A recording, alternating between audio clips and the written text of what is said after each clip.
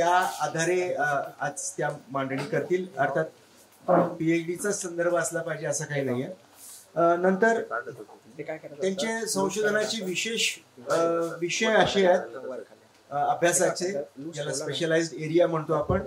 त्यामध्ये sociology of labour, नंतर globalisation and development, gender studies, research methodology हे त्यांचे विषय आहेत. ग्लोबलायझेशन या विषयावर अत्यंत बारकाईने अभ्यास आहे आणि त्याच्याशी संबंधित चळवळींचा पण अभ्यास त्यांचा आहे आणि त्याच्यामध्ये सहभाग देखील आहे. लेबर हा त्यांचा आणखीन एक आवडीचा विषय आहे, सोशियोलॉजी ऑफ लेबर आणि जेंडर पण, कारण या दोन्ही विषयामध्ये त्यांनी अनेक वर्ष काम केलेलं आहे आणि अभ्यास केलेला आहे, वेगवेगळ्या प्रकारचं संशोधन प्रकाशित देखील केलेलं आहे. त्यांची पुस्तकं बघितली तर आपण स्त्री जीवनाची गुंतागुंत हे पुस्तक, या पुस्तकामध्ये त्यांचा लेख आहे. विद्युत भागवतांनी हे शर्मिला रेगे आणि विद्युत भागवतांनी हे एकत्रित संच एडिट केलेला होता, को ऑथर्ड म्हणजे एकत्र लिहिलेला आहे या ठिकाणी. वर्क इन प्रोग्रेस, तर एक टेक्स्ट बुक्स लिहित आहेत त्या sociology of gender MA सोशियोलॉजीसाठी YCMOU मध्ये. नंतर स्त्रिया आणि काम हे विद्युत भागवत आणि शर्मिला रेगे यांनी एडिट केलेल्या पुस्तकामध्ये समकालीन भारताचे कळीचे प्रश्न या नावाने त्यांनी एक लेख लिहिलेला होता, एक चॅप्टर लिहिलेला होता. शहरी सेवा क्षेत्रातील अनौपचारिक श्रमव्यवहार, खाजगी प्रवासी वाहतूक उद्योगातील कामगारांचा अभ्यास या नावाने एक बुक चॅप्टर त्यांचा प्रकाशित झालेला आहे आणि पुस्तक होतं शहरांचा वेध. श्रुती तांबे मॅडमनी एडिट केलेलं हे पुस्तक होतं. याशिवाय वेगवेगळ्या परिषदांमध्ये त्यांनी आपले रिसर्च पेपर्स सादर केलेले आहेत. त्यामध्ये त्याचे विषय फक्त मी मांडतो, मूलतत्ववाद, जमातवाद आणि स्त्रिया या विषयावरचा लेख खरं तर परिवर्तनाचा वाट सुरू मध्ये प्रकाशित झालेला होता. Lived experiences of graduating nursing students हा या नावाने एक the nursing journal of India मध्ये पब्लिश झालेला हा लेख होता. Crisis in higher education and gender discrimination हाही एक त्यांचा लेख जर्नलमध्ये प्रकाशित झालेला हायर एज्युकेशन संबंधीच्या. जागतिकीकरणाचा दुर्बल घटकांवर होणारा परिणाम समाजशास्त्र संशोधन पत्रिकेमध्ये हा लेख प्रकाशित झालेला आहे. याचबरोबर त्यांनी आंतरराष्ट्रीय परिषदांमध्ये देखील सहभाग घेतलेला आहे आणि तिथं त्यांचं संशोधन सादर केलेलं आहे. Alienation and stress experiences of Indian women या टायटलने त्यांचा रिसर्च पेपर त्यांनी सादर केलेला होता आंतरराष्ट्रीय परिषदेमध्ये. आणि युनिव्हर्सिटी ऑफ पीटर्सबर्ग पेनिन्सिलिया अमेरिका इथं 1997 मध्ये हा पेपर त्यांनी मांडलेला होता. Information of labour, recent trends in India's urban economy या टायटलने असलेला पेपर त्यांनी आंतरराष्ट्रीय समाजशास्त्रीय परिषदेमध्ये याकोहामा जपान इथं 2014 मध्ये सादर केलेला होता. Service work in urban India, sociological study of hotel employees in Indian metropolis या टायटल खाली त्यांनी पेपर सादर केलेला होता. 36व्या वार्षिक परिषदेमध्ये, आंतरराष्ट्रीय परिषदेमध्ये, की जी परिषद अथेन्स ग्रीस इथं 2015 मध्ये आयोजित करण्यात आली होती. नंतर लेबर रिक्रुटमेंट और लेबर सेग्रिगेशन या टायटलनी त्यांनी एक पेपर प्रेझेंट केलेला होता. तो सुद्धा आंतरराष्ट्रीय पातळीवर प्रेझेंट केलेला होता. पुणे युनिव्हर्सिटीमध्ये परिषद झालेली होती. याचबरोबरीने सामाजिक चळवळीमध्ये त्यांचा सहभाग आहे आणि शिक्षण क्षेत्राशी अजूनही जोडले पण आहे. पुणे विद्यापीठाच्या समाजशास्त्र विभागाशी त्या जोडलेल्या आहेत आणि तिथं अध्यापन करत आहेत. तेव्हा अशा आपल्या आजच्या रिसोर्स पर्सनचं आपण स्वागत करूया. आणि वंदना मॅडम, मी विनंती करतो की तुम्ही तुमचं प्रेझेंटेशन सुरू करावं. थँक्यू. थँक्यू संजय. केरीचा वास मला आवडतो. लिंबाचा वास येतो ना, असा छान रिफ्रेशिंग वास असतो. ओके, बर लिरिलची किंमत किती असते? अमुक. मग लिरिल स्वस्तात मिळतो म्हणून तुम्ही घेता का? हा, तर तुम्हाला आणखी कुठला ट्रान्सपरंट साबण असतो, काय म्हणतात त्याला? पियर्स वगैरे. हा, तर तसे साबण तुम्हाला आवडत नाहीत का, वगैरे वगैरे असे ती प्रश्न विचारेल. हे सगळे प्रश्न आपल्या सगळ्या जीवनात डोकावणारे आहेत का? नाही. कशाशी संबंधित आहेत? फक्त आपण आंघोळ हा एकमेव मुद्दा आहे आपला की त्याच्याशी संबंधित आहे, आणि त्याच्याशी संबंधित आपल्या लायकिंग आहे, आवडी निवडी आहे, आणि पैसे बजेट त्याच्याशी, तर एवढ्याशी संबंधित आहे. इथनोग्राफी तुमच्या जीवनात प्रवेश करते, तुमचं संपूर्ण जीवन आणि संपूर्ण जीवन अनुभवायचा प्रयत्न करते, अभ्यासायचा प्रयत्न करते. कारण तुमच्या संपूर्ण जीवनाची रिफ्लेक्शन्स आपण निवडलेल्या एखाद्या टॉपिक मध्ये असू शकतात. वंदना मॅडमनी विषय कुठला निवडला होता अभ्यासाचा? की हॉटेल कर्मचारी जे आहेत त्यामध्ये जे सेवा देणारे लोक आहेत, मग ते कुक असतील, मग ते रिसेप्शनिस्ट असतील, मग ते स्टीवर्ड असतील, हा वगैरे. तर या सगळ्या कॅटेगरीतले सर्व्हिस प्रोव्हायडर्स जे आहेत, आणि ते खूप वेगवेगळे, म्हणजे हॉटेलमध्येच असे नाही, कुठल्याही ठिकाणी, तर त्यांचा अभ्यास त्या करत होते. हे सगळे इन्फॉर्मल सेक्टर मधले येतात, अनौपचारिक सेक्टर मध्ये. आणि यांच्या जीवनात मग काय काय अडचणी आहेत, काय काय इश्यूज आहेत, त्यांचं सामाजिक जीवन कसं आहे, त्यांचे सामाजिक प्रश्न काय आहेत, तर याचा अभ्यास हा फोकस होता. ओके, मग त्यासाठी काय केलं त्यांनी? ग्रुप निवडला. पहा, आता हा तुलनेने वंचित गट आहे. हॉटेल ओनर, हॉटेल मॅनेजर, आणि मग सर्व्हिस प्रोव्हायडर, म्हणजे त्यांचा दर्जा सगळ्यात खालचा आहे.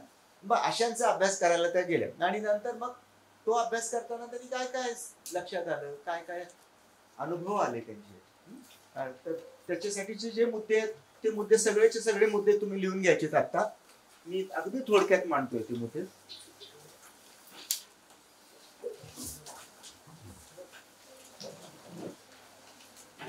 पहिला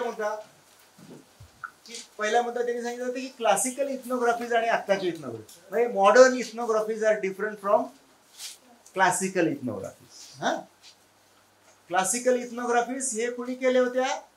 British ethnographers, anthropologist, British, German anthropologist यांनी प्रामुख्याने असे इथनोग्राफीज केले होते आदिवासींच्या. आणि अशा करताना की हे मागासलेले परकीय लोक आहेत कुणीतरी, आणि यांना काय गरीब बिचारे, पर्स्पेक्टिव्ह पूर्णपणे वेगळं. आणि आमच्या कॉलोनी वसाहती राज्य कसं ग्रेट आहे आणि आम्ही कसे यांच्यावर उपकार करतोय, अशा प्रकारचा स्टान्स होता की जो पूर्णपणे चुकीचा होता. न्यू इथनोग्राफीज, नव्या इथनोग्राफीज स्वातंत्र्यानंतर होऊ लागल्या, आणि त्यामध्ये हा जो अप्रोच आहे हा अप्रोच सोडून द्या, हा चुकीचा अप्रोच आहे. आता मग नवीन अप्रोच आला, आणि तो आता कसा आहे की तो कोलोनियल रूलचा भलावण करणारा नाही आहे, तर उलट स्वातंत्र्य, नवीन इथिक्स जे आहेत, विज्ञानाचे नियम आहेत, तर त्याला धरणारा आहे. आणि शिवाय की समाजाचं, तळागाळातल्या लोकांचं समग्र जीवन मांडण्याचा हेतू तिथं आहे. ओके, असे आहे. आता इथं होलिस्टिक असणं खूप महत्वाचं आहे. म्हणजे पुढचा महत्वाचा मुद्दा कुठला? की समग्र जीवन अभ्यास केला. हा, ज्या गटांचा आपण अभ्यास करतोय, एका व्यक्तीचा पण आपण इथनोग्राफिक स्टडी करू शकतो, पण आपण प्रामुख्याने समूहांचा अभ्यास करत असतो. ज्या समूहांचा आपण इथनोग्राफिक अभ्यास करत असतो ते त्या समूहांच्या सामाजिक, आर्थिक, राजकीय वगैरे वगैरे वगैरे अनेक मुद्द्यांचा आपण विचार करतो, त्यांच्या जगण्याचा विचार करतो, त्यांच्या जीवन पद्धतीचा विचार करतो. आणि त्यामुळे हा अभ्यास कसा असतो? सर्वसमावेशक असतो, होलिस्टिक असतो, सर्वसमावेशक असतो, सगळ्या मुद्द्यांचा विचार करतो. नंतर की या अभ्यासामध्ये ज्या समूहाचा आपण अभ्यास करायला निघालो त्या समूहाच्या सामाजिक संस्था ज्या आहेत ना त्याच्याशी जोडलेल्या त्या सामाजिक संस्था, उदाहरणार्थ अर्थ, राज्य, ते जे वर्कर्स आहेत, हॉटेल वर्कर्स, तर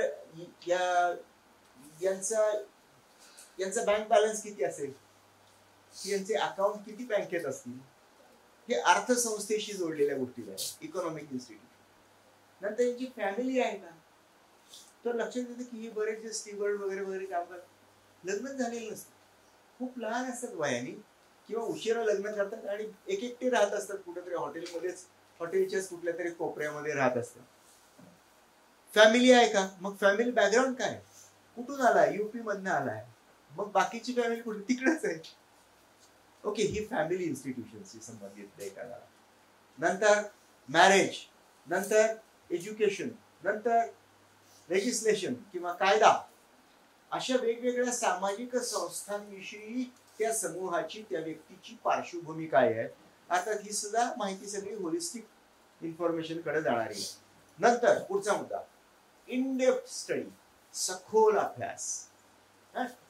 इन डेप्थ स्टडी, सखोल अभ्यास, मुळापासून अभ्यास, त्याचं लहानपण,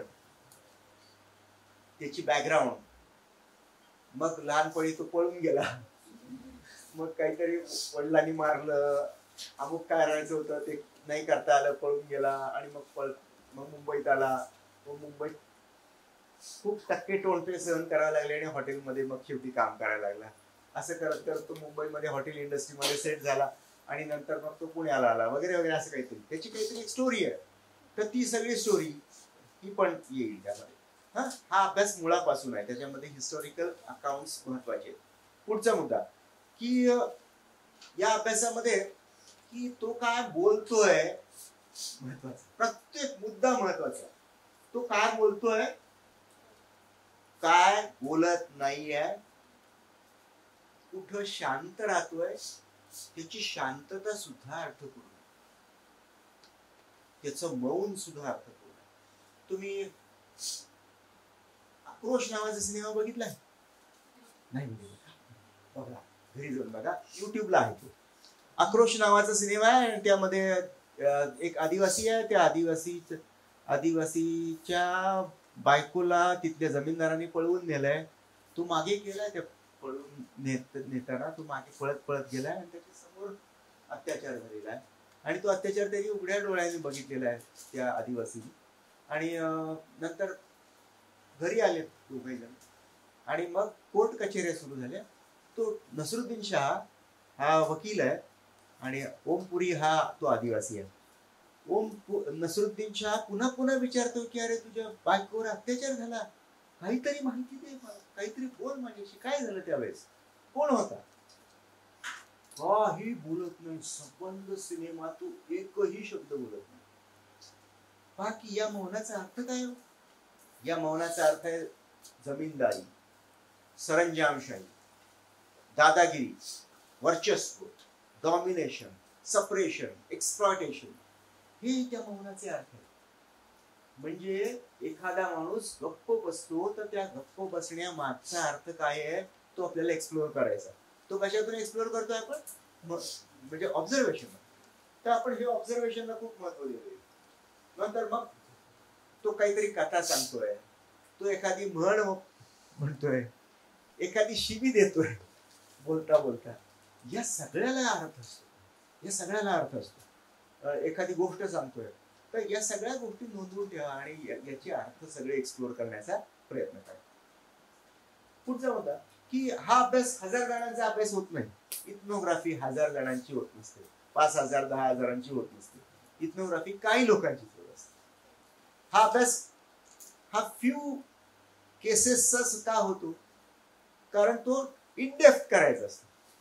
जर तो इनडेप्थ अभ्यास करायचा, सखोल अभ्यास करायचा असेल तर 1000 जणांचा सखोल अभ्यास कसा करता येईल? आपल्याला काही जणांचाच अभ्यास करावा लागेल. पुढचा मुद्दा, हे सगळे मुद्दे लिहिताय ना तुम्ही? पुन्हा लिहिल्याच्या वतीने. नंतर वंचित घटकांच्या अभ्यासाला प्राधान्य. हा मुद्दा, वंचित घटकांच्या अभ्यासाला प्राधान्य. बाकीच्यांचा पण अभ्यास होऊ शकतो, पण downtrodden, excluded, marginal sections are preferred. नंतर संख्येला महत्व नाही, संख्यात्मक घटकांना महत्व नाही, गुणात्मक घटकांना महत्व आहे. क्वालिटेटिव्ह टेक्निक आहे. नंतर फील्डवर जाण्याच्या आधीची खूप तयारी करावी लागते. फील्डवर जायच्या आधी खूप प्लॅन करावं. कुठला ग्रुप घेणार आहे, कुठला टॉपिक आहे, कुठला ग्रुप घेणार आहे, कोणते इश्यूज असतील, ऑब्झर्वेशन, पायलट स्टडीज, असं सगळं करून मग बारीक अभ्यास केलेला आहे आणि प्लॅनिंग केलेलं आहे. पण हे प्लॅनिंग फायनल आहे का? नाही. का बरं फायनल नाही आहे? कारण तुमच्या तिथल्या सिच्युएशन वर ते अवलंबून आहे. तिथली सिच्युएशन जर डिमांड करत असेल तर मी माझा इंटरव्ह्यू शेड्यूल बदलू शकतो. इंटरव्ह्यूचे प्रश्न जे आहेत त्यांचा क्रम बदलू शकतो. काही प्रश्न ड्रॉप करू शकतो, काही ऍड करू शकतो. ही सगळी फ्लेक्झिबिलिटी मला उपलब्ध आहे. ओके. त्यामुळे इथनोग्राफी स्टडी हा फ्लेक्झिबल आहे. तो त्या कंडिशन प्रमाणे बदलू शकणार आहे. जसं तो काय शॅमेलियन सरडा असतो ना, जो परिस्थिती बघून आपले रंग बदलतो. तर तसं आपल्याला बदलण्याचं स्वातंत्र्य इथं आहे. नंतर फोकस कशावर आहे? फोकस एव्हरीडे लाईफ समजावून घ्यायचा. आपण त्याचा स्पेसिफिक इश्यूचा अभ्यास करतोय, पण त्याचा स्पेसिफिक इश्यू जो आहे तो त्याच्या एव्हरीडे लाईफशी जोडलेला आहे. लक्षात घ्या. तो आदिवासी बोलत नाही आहे. नसरुद्दीन शाह पुन्हा पुन्हा घसा फोडून विचारतोय त्याला की कोण होता तू, मला सांग. तू बोलला नाही तर आपण त्याला कसं फाशी देऊ शकू, आपण त्याला कसं शिक्षा देऊ शकू. तळमळीने सांगतोय, तो बोलतच नाही. आणि त्याचं मौन हे त्याच्या आदिवासी असण्याशी संबंधित आहे, त्याच्या मागासलेपणाशी संबंधित आहे, दुबळेपणाशी संबंधित आहे. त्यामुळं मग त्याचं एकूण लाईफ आदिवासी लाईफ असणं म्हणजे काय आहे ते समजल्याशिवाय त्याच्या मौनाचे अर्थ आपल्याला लावता येणार नाही. म्हणून एव्हरीडे लाईफ हे खूप महत्वाचं आहे. संबंध उठल्यापासून झोपेतोपर्यंत तू काय काय खातो, काय पितो, काय कसा झोपतो आणि कुणाशी बोलतो, कुणाला टाळतो, सगळं महत्वाचं. नंतर आंतरक्रियात्मक संरचना पॅटर्न्स शोधणं महत्वाचं आहे. तो कसा वागतो, कसा बोलतो याच्यावरून आपण काय करतोय की त्याचे पॅटर्न्स ड्रॉ करतो. उदाहरणार्थ म्हणजे माझ्या कलिग्सनी मला हे पाहिलं असेल की मला चांगला विषय मिळाला तर मी बोलतो आणि अदरवाईज अशा हवा पाण्याच्या गप्पा मारायला मला आवडत नाही. हा माझा पॅटर्न आहे, हा माझा बिहेवियरल पॅटर्न आहे. आता हा माझा पॅटर्न माझ्या कलिग्सनी अभ्यासला असेल तर तो कसा अभ्यासतील ते की सावळे सर कॅन्टीन मध्ये कसे वागतात, सावळे सर स्टाफ रूम मध्ये कसे वागतात, सावळे सर डिपार्टमेंट मध्ये कसे वागतात, सावळे सर विद्यार्थ्यांशी कसे बोलतात. मग कधी ते खुलून बोलतात आणि कधी ते गप्प बसतात. त्याचे काही पॅटर्न्स कळालेले आहेत माझ्या कलिगना आणि मला सांगत असतात ना ते. कधीतरी गमतीने पण सांगतात. पण पहा की हे पॅटर्न्स जे आहेत ना, बिहेवियरल पॅटर्न्स, हे पॅटर्न शोधायचे का? त्यावेळी सावळे सरांनी असं बोलले म्हणजे अमक्यात शुक्रवारी स्टाफ रूम मध्ये सावळे सर त्यांच्या कलिगशी असे बोलले. ही इंडिव्हिज्युअल केस आणि हा इन्सिडन्स महत्वाचा नाहीये. त्यांचं बिहेवियरल पॅटर्न त्यांच्या बिहेवियर वरून काढणं आणि त्याचं एक काय म्हणू, त्याची एक सिस्टीम, त्याचं एक पॅटर्न, त्याचं एक रुटीन स्ट्रक्चर जे आहे ते शोधणं महत्वाचं आहे. हा, ते एक्सप्लोर करायचं आपल्याला. पुढं नंतर की शोषणाचं मूळ परिघावर आहेत ना हे लोक बहुतेक सगळे. परिघावर का आहेत? शोषण का आहे? परिघावर का आहे? कशामुळे? कुणी त्याला परिघावर ढकललंय? परिघावर म्हणजे मुख्य प्रवाहातून बाजूला ढकललंय. लांब राहा, लांब ठेवा. डॉक्टर आंबेडकर वर्गामध्ये बसू शकत नव्हते लहानपणी, वर्गाच्या बाहेर बसू, म्हणजे परिघाच्या बाहेर. कुणी ढकललं? जाती व्यवस्थेने ढकललं. हा, ओके. आपल्याला हे पाहायचंय की असं का होतंय, त्याच्या मागचं काय कारण आहे, काय परिस्थिती आहे ती एक्सप्लोर करायची. आणि म्हणून मग आपल्याला तसं त्या अंगाने आपले प्रश्न, आपलं विचारणं, आपली चौकशी डिझाईन केली पाहिजे. नंतर इंटरव्ह्यू हे सगळ्यात मस्त साधन. इथं इंटरव्ह्यूज आणि एस्पेशली इन्फॉर्मल इंटरव्ह्यूज, अनौपचारिक चर्चा, अनौपचारिक गप्पा खूप महत्वाचे आहेत. या अनौपचारिक गप्पा करता करता तुम्ही त्यांच्या पोटात शिरू शकता, त्यांचं ऑब्झर्वेशन पण करू शकता. ते कामाच्या ठिकाणी कसे वागतात, कामाच्या नंतर कसे वागतात, समोर बॉस आला की कसे वागतात, बॉस नसताना कसे वागतात, मित्रांशी कसे वागतात. बाकी हे सगळं असं सगळं ऑब्झर्व करून तुम्ही त्यांना समजावून घ्यायचा प्रयत्न करता. आणि मग पाहताय की आता सगळं अशा ऑब्झर्वेशन मध्ये लक्षात येतं की बॉस असताना तो माणूस वेगळा बोलतोय आणि बॉस समोर आला की वेगळा बोलतोय. आणि मग याचा अर्थ काय? याचा अर्थ बॉसचं प्रेशर आहे. बॉसच्या समोर त्याला काही गोष्टी सांगायच्या नाहीये, लपवायच्या. बॉस नसताना म्हणजे बॉस दादागिरी करणार आहे, वर्चस्व गाजवणार आहे, बॉसला खूप घाबरतात सबऑर्डिनेट्स. हा त्याचा अर्थ झाला सरळ सरळ. हे असे अर्थ आपल्याला एक्सप्लोर करायचे. नंतर एका हॉटेलमधला त्यांनी अनुभव सांगितला. त्यांनी काय सांगितलं, हॉटेलवाल्यांनी मॅनेजरने सांगितलं की आमच्याकडे ना आम्ही जातींच्या आधारे कुणाची निवड करत नाही. आमच्याकडे सगळ्या जातीच्या लोकांना सारखी ट्रीटमेंट दिली जाते, समानता आहे वगैरे वगैरे वगैरे, ब्ला ब्ला ब्ला, आमचं आम्ही कशी ग्रेट आहोत वगैरे असं सांगायचा प्रयत्न बहुतेक वेळेला रिस्पॉन्डंट करत असतात. म्हणजे स्वतःच्या चुका झाकून ठेवायचा आणि स्वतःचा मोठेपणा फुलवून सांगण्याचा प्रयत्न करत असतात. तसा प्रयत्न इथं पण झाला. आणि नंतर मग त्यांना काय लक्षात आलं की त्यांनी मग हे बघायला प्रयत्न केला की खरोखरच असं आहे का. तर मग त्यांनी त्याच्या जातींचं कंपोजिशन पण पाहिलं आणि लक्षात काय आलं, लक्षात असं आलं की दलित लोक घाणेरड्या कामांमध्ये आहेत आणि वरच्या जातीचे लोक चांगल्या कामांमध्ये आहेत. आता असं डिव्हिजन कशामुळे झालं?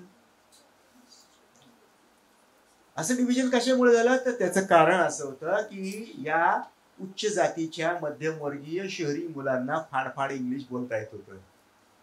त्यांचे कपडे छान होते, त्यांचे ते गोऱ्या रंगाचे होते, ते उंच होते, स्मार्ट होते, पॉलिश बोलू शकत होते आणि म्हणून मग ते स्टीवर्ड झाले, म्हणून ते रिसेप्शनिस्ट झाले. आणि बाकीचे दलित भांडी घासायला, साफसफाईला, खालच्या जातीची. बाकी ऑटोमॅटिकली हे सेग्रेगेशन झालं क्वालिटीच्या नावावर. आणि ती क्वालिटी कशी होती?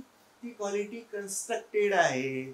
ती कशाने? सोशल एज्युकेशनल बॅकग्राऊंडनी कन्स्ट्रक्ट केलेली क्वालिटी आहे. लक्षात घ्या. म्हणजे पुन्हा तेच झालं. हे कसं झालं? ही गंमत आपल्याला एक्सप्लोअर करायची आहे. बघा, हे तोंडावर काय सांगतात की आम्ही सगळ्यांना समान मानतो, पण प्रत्यक्षात मात्र तशी विषमता निर्माण होते आणि जपली जाते. तर पुढचा मुद्दा इथं ऑब्झर्वेशनला खूप महत्व आहे.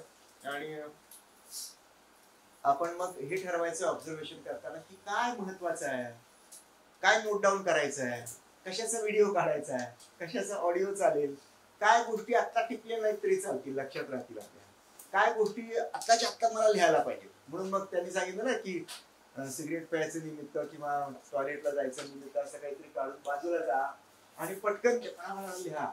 कारण त्यांच्या समोर, रिस्पॉन्डंट समोर आपण काहीतरी ते बोलताय आणि आपण लिहितोय म्हणलं ना की त्यांना शंका येते, अरे काय लिहित असतील आपल्याबद्दल. लगेच तो सायलेंट होतो, लगेच काहीतरी लपवायला लागतो की ज्या अर्थी तो इतका बारकाईने सगळे मुद्दे लिहितो त्या अर्थी आपल्याला ते अडचणीत आणू शकतात वगैरे वगैरे असे काहीतरी विचार येत राहतात त्याच्यात. त्यामुळं त्याच्यासमोर फार फार लिखापटी करायची नाही. बाजूला जायचं, पटकन काहीतरी 4 मुद्दे आपले फटाफट लिहायचे, पुन्हा यायचं, पुन्हा सुरू. ओके, पुढं डेटा. आता डेटा गोळा करताना त्यांना असं लक्षात आलं की दिसतं तसं नसतं. किचन मध्ये आले, किचन मध्ये या वंदना मॅडम गेल्या आणि वंदना मॅडम किचन मध्ये गेल्यानंतर किचन मध्ये सगळं छान पॉलिश केलेलं होतं, मोठे हॅट घातले, सगळे ते आले आणि त्यांनी हसून स्वागत केलं. एकदा तर त्या एका हॉटेलवाल्याने खूप दिलं. आम्ही याच्यावर खूप चर्चा केलेली आहे म्हणून मी ही डिटेल्स सांगतो. तर इतकं छान दिसत होतं बरोबर, पण प्रत्यक्षात मात्र अभ्यासानंतर लक्षात आलं की किचन ही सगळ्यात घाणेरडी गोष्ट आहे हॉटेलमध्ये. किचन मध्ये सगळ्यात जास्त शोषण होतं, किचन कर्मचाऱ्यांचं सगळ्यात जास्त शोषण होतं आणि लैंगिक शोषणाचं प्रमाण सुद्धा किचन मध्ये जास्त. म्हणजे पहा की तुम्हाला प्रत्यक्षात दिसतं तसं नसतं, तुम्हाला त्याच्यात छाननी करत करत करत जावं लागतं आणि मग तुम्हाला ते लक्षात येतं.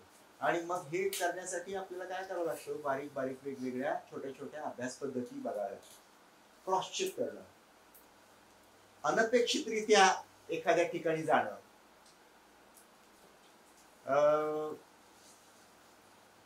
एखाद्याला ऑफिसमध्ये भेटणं आणि घरी पण भेटणं. ऑफिसमध्ये तो कसा सांगतो वेगळा, घरी जाऊन तो वेगळा काहीतरी सांगतोय का, किंवा ग्रुपमध्ये न भेटता पर्सनल बाहेरला काढून भेटणं, मग तो वेगळा बोलतोय का.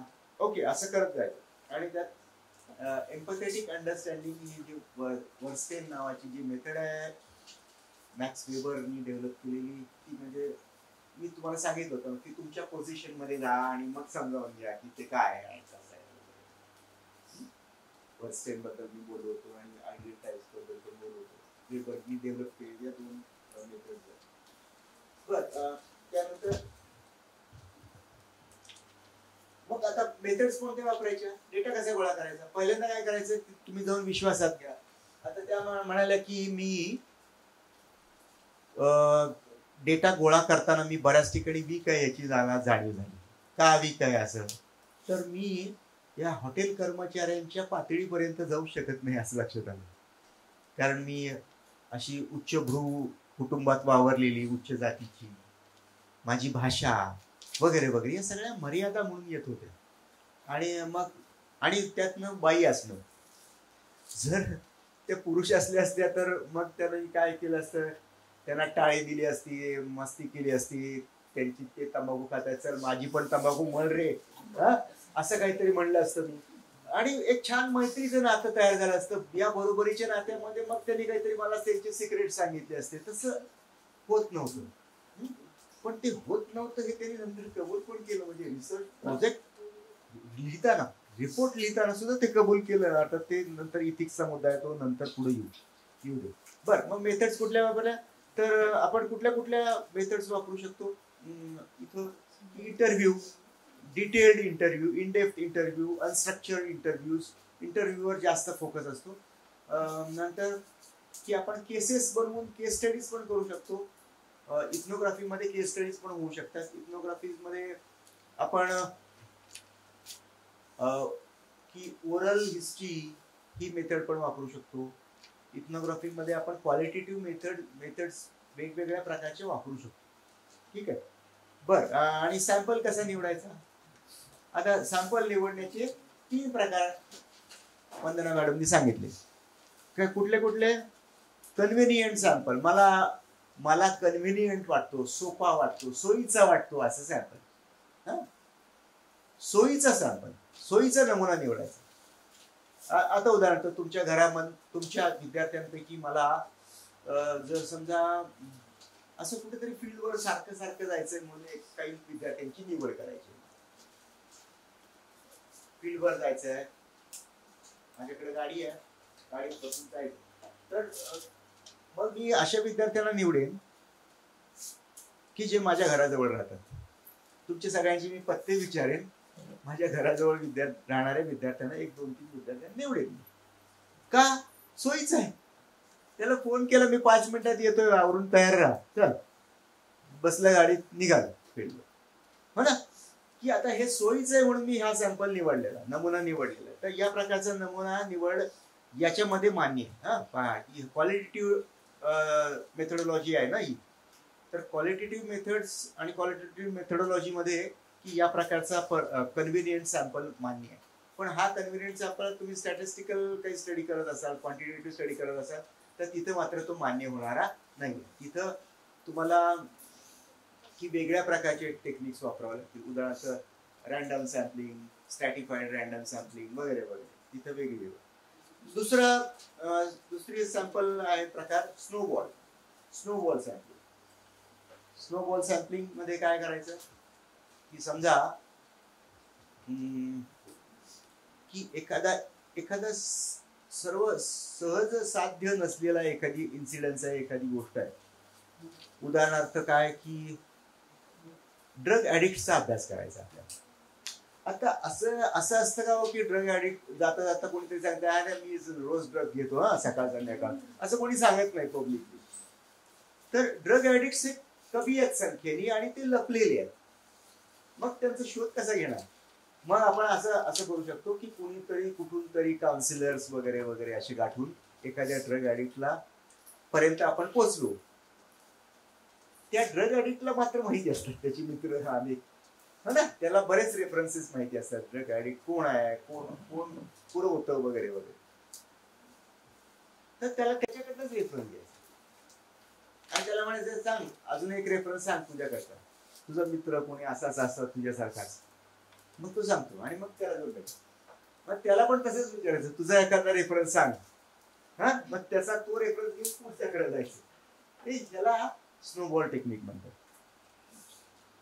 नंतर पर्पजिव्ह सॅम्पलिंग, म्हणजे माझा हेतू काय आहे, माझ्या हेतूप्रमाणे मी त्याला निवडेल. हा, माझा हेतू आहे तळागाळातल्या शोषित वंचित घटकांचा अभ्यास करायचा आहे हॉटेल इंडस्ट्रीतल्या, तर मग मी कोण निवडेल सॅम्पल, माझा हेतू तळागाळातल्या लोकांना निवडायचा आहे, तर मग मी मॅनेजर कॅटेगरीतले लोक नाही निवडणार, मग मी हॉटेल वर्कर, सफाई कर्मचारी वगैरे वगैरे अशीच निवडेल. तर माझा पर्पज काय आहे, त्या पर्पजला सुटेबल असं सॅम्पल मी निवडतो, त्याला पर्पज येतं. काही बोलायचं आहे आर्या? बर. नंतर अभ्यास प्रत्यक्षात करायचा आहे, तर मग हा जो सॅम्पल निवडलेला आहे त्या सॅम्पलला तुम्ही जा, भेटा, मैत्री करा, उठ बस करा, अगदी जिव्हाळा निर्माण करा तुमच्यामध्ये, आणि नंतर मग हळूहळू त्यांना प्रश्न विचारा. एका मुलाखतीमध्ये हे होणार नाहीये, त्यांना वेगवेगळ्या सिच्युएशन मध्ये भेटा. कदाचित पहिल्या भेटीत ते फारसं बोलणार नाहीत, नंतर पुन्हा बोला, असं करत करत मग पुढे जाऊ शकता तुम्ही. आपल्याला जसं आपण काम करत जातो तसं आपलं डिझाईन जे आहे ते बदलत जातं, आपलं प्रपोजल बदलत जातं. त्यांनी सांगितलं टाईट प्रपोजल इथं बनवता येत नाही. रिसर्च प्रपोजल जनरली लोकांना टाईट प्रपोजल लागतं, म्हणजे कम्प्लीट कुठले रेफरन्सेस, कुठले ऑब्जेक्टिव्ह, कुठली मेथोडॉलॉजी आधीच सांगा, कारण फंडिंग एजन्सीजना तसं लागत असतं. तर इथं तसं करता येत नाही, कारण आपलं प्रपोजल हे एव्हर चेंजिंग असतं. सिच्युएशन प्रमाणे आपले प्रश्न, ऑर्डर, प्रश्नांचं स्वरूप बदलू शकतं. नंतर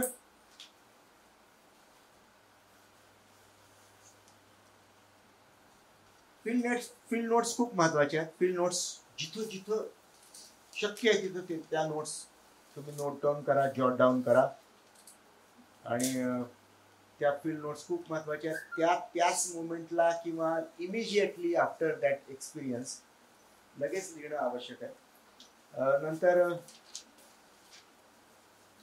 त्यांनी सांगितलं की इथिक्सचा मुद्दा महत्वाचा आहे, की इथिक्स म्हणजे काय, आता मी थोडक्यात सांगतो, पुन्हा चान्स मिळेल का नाही आपल्याला माहिती नाही. आज आपल्याला आपला एक्झरसाइज सॅक्रिफाय करावा लागला तरी चालेल, पण काय करायचं, इथिक्सचा मुद्दा नंतर घ्यायचा, आता एक्झरसाइज घ्यायचा, तुम्हाला काय वाटतं? इथिक्सचा मुद्दा घेऊया. ओके.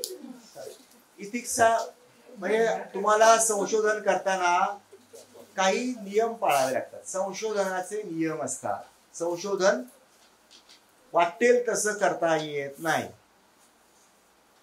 संशोधनाचे नियम असतात. खरं तर कुठल्याही गोष्टीला नियम असतात. म्हणजे आम्ही फोटोग्राफी करायला जातो, बर्ड फोटोग्राफी करायला जातो, बर्ड फोटोग्राफीचे पण नियम आहेत. मी अगदी सुरुवातीला उत्साहामध्ये बर्ड फोटोग्राफी नुकतीच सुरुवात केली होती, आणि उत्साहामध्ये एका घरट्यामध्ये सुगरणीचं घरटं होतं, आणि त्या घरट्यामध्ये एक मस्त सुगरणीचा बर्ड असा डोकं बाहेर काढतोय, असा मस्त फोटो काढला मी, आणि तो फोटो काढून ग्रुपवर टाकला. मला वाटलं होतं की लोक खूप अप्रिशिएट करतील वगैरे वगैरे, म्हणून मला सगळ्यांनी झापलं. तर ते म्हणाले की बर्डच्या घरट्याचा फोटो कधीच नाही काढायचा फोटोग्राफर. हा महत्वाचा नियम आहे बर्ड फोटोग्राफर. नंतर त्यांनी सांगितलं, मग पुढच्या लक्षात आले की रात्रीच्या वेळी फ्लॅश मारून फोटो काढायचा नाही पक्ष्यांचा. घरट्याचा फोटो काय काढायचा नाही, कारण तुम्ही घरट्याचा फोटो त्याच्या लोकेशन सहित टाकला तर त्या घरट्याला डिस्टर्ब करू शकतील असे काही लोक तिथं जातील धडपडत. ते कदाचित दगड मारतील, कदाचित पाडून टाकतील ते. नंतर रात्रीच्या वेळी, आता नाईट जार सारखा बर्ड आहे की तो रात्रीच्या वेळी दिसतो, आणि त्याला फोटो काढणं खूप अवघड आहे, म्हणजे लाईट, आणि रात्रीच्या वेळी कुठून आणणार लाईट, फ्लॅश उडवावा लागतो. पण असा नाईट जारचा फ्लॅश उडवलेला फोटो हा बेकायदेशीर आहे, कारण तुम्ही पक्ष्याला त्रास देताय, त्याला विनाकारण कृत्रिम प्रकाशामध्ये टाकून त्याला त्रास देताय. असा पक्ष्याला त्रास देणं हे पक्षांच्या म्हणजे त्या फोटोग्राफरच्या नियमांमध्ये बसत नाही. तसं संशोधनाचे पण काही नियम आहेत. त्या संशोधनाच्या नियमांना काय म्हणतात? इथिक्स. ओके, त्यांना म्हणतात इथिक्स. त्यांना म्हणतात संशोधनाचे नीती तत्वे, मराठीमध्ये नीती तत्वे. लक्षात नाही राहणार हे. मी जसं म्हणलं, डेटा पटकन कागदावर उतरवला गेला पाहिजे. संशोधनाची नीती तत्वे, इथिक्स ऑफ रिसर्च किंवा इथिक्स इन रिसर्च. तर ही कुठली आहेत? पहिला टॉप मोस्ट प्रायोरिटी. पहिला इथिक म्हणजे पहिलं नीती तत्व म्हणजे की सिक्रेसी म्हणजे गोपनीयता. तुम्ही ज्या रिस्पॉन्डंटची माहिती घेताय, ज्याच्याकडून माहिती गोळा करताय, ज्याच्याकडून डेटा गोळा करताय, तो कोण आहे? तो रिस्पॉन्डंट आहे. याला मराठीमध्ये माहितीदार म्हणतो. तर त्या माहितीदाराकडून माहिती जी गोळा करताय ती माहिती गोपनीय राखायची आहे. तुमच्या फक्त संशोधनासाठीच वापरायची, अन्य कुठेही वापरायची. गोपनीय. आणि त्या गोपनीयतेचं आश्वासन द्यायचं त्याला. म्हणजे ती गोपनीयता आपल्या मनातल्या मनात आपलं आपण पाळली असं नाही, तर त्याला अश्युअर करा. कारण असं अश्युअर केल्याशिवाय तो मोकळेपणाने बोलणारच नाही. त्यांनी मोकळेपणाने बोलावं यासाठी, आणि त्याला कुठलाही त्रास होऊ नये यासाठी सुद्धा ही सिक्रेसी बाळगणं आवश्यक आहे. नाहीतर काय होतं की समजा त्या हॉटेल मधल्या सफाई कर्मचाऱ्याला विचारलं की हॅरॅसिंग होतं का हो? तो म्हणाला हो होतो. तो जो अमका तमका मॅनेजर आहे ना, फार खडूस आहे, मारतो. नुसतं मारत नाही, कधीतरी इतक्या घाणेरड्या शिव्या देतो. तुझं नाव काय? रमेश. अच्छा, त्या मॅनेजरला जाऊन सांगायचं नंतर, तो रमेश आहे ना, असं सांगत होता तुमच्याबद्दल. असं जर केलं तर काय होईल? रमेशची नोकरी जाईल, रमेशला लाथा बसतील, रमेशला त्रास होईल. ओके, तर म्हणून सिक्रेसी बाळगायची. सिक्रेसी का बाळगायची? कारण माझ्या कुठल्याही रिस्पॉन्डंटच्या केसाला धक्का जाणार नाही याची जबाबदारी माझी. आणि म्हणून मग त्याला दोन सूत्र येतं की नो हार्म टू रिस्पॉन्डंट. रिस्पॉन्डंटला कुठल्याही प्रकारे त्रास नाही झाला पाहिजे, त्याची मानहानी नाही झाली पाहिजे, त्याची बदनामी झाली. तुम्हाला माहिती आहे ना, रेप केस मध्ये ज्या मुलीवर किंवा स्त्रीवर रेप झालेला आहे तिचं नाव सिक्रेट ठेवतात. तर यासाठीच की तिला त्रास होईल. कारण म्हणजे हे अशाच एका पीडितेने म्हणलेलं आहे की आमच्यावर बलात्कार एकदाच होतो, अशा आमच्या सगळ्या पीडितांमध्ये एकदाच बलात्कार होतो फिजिकली, पण नंतर मानसिक दृष्ट्या इतक्या वेळा बलात्कार होतात कोर्टामध्ये आणि अन्य ठिकाणी पोलिसांनी की अक्षरशः मरून जावं असं वाटतं. हे खूप हॉरिबल आहे.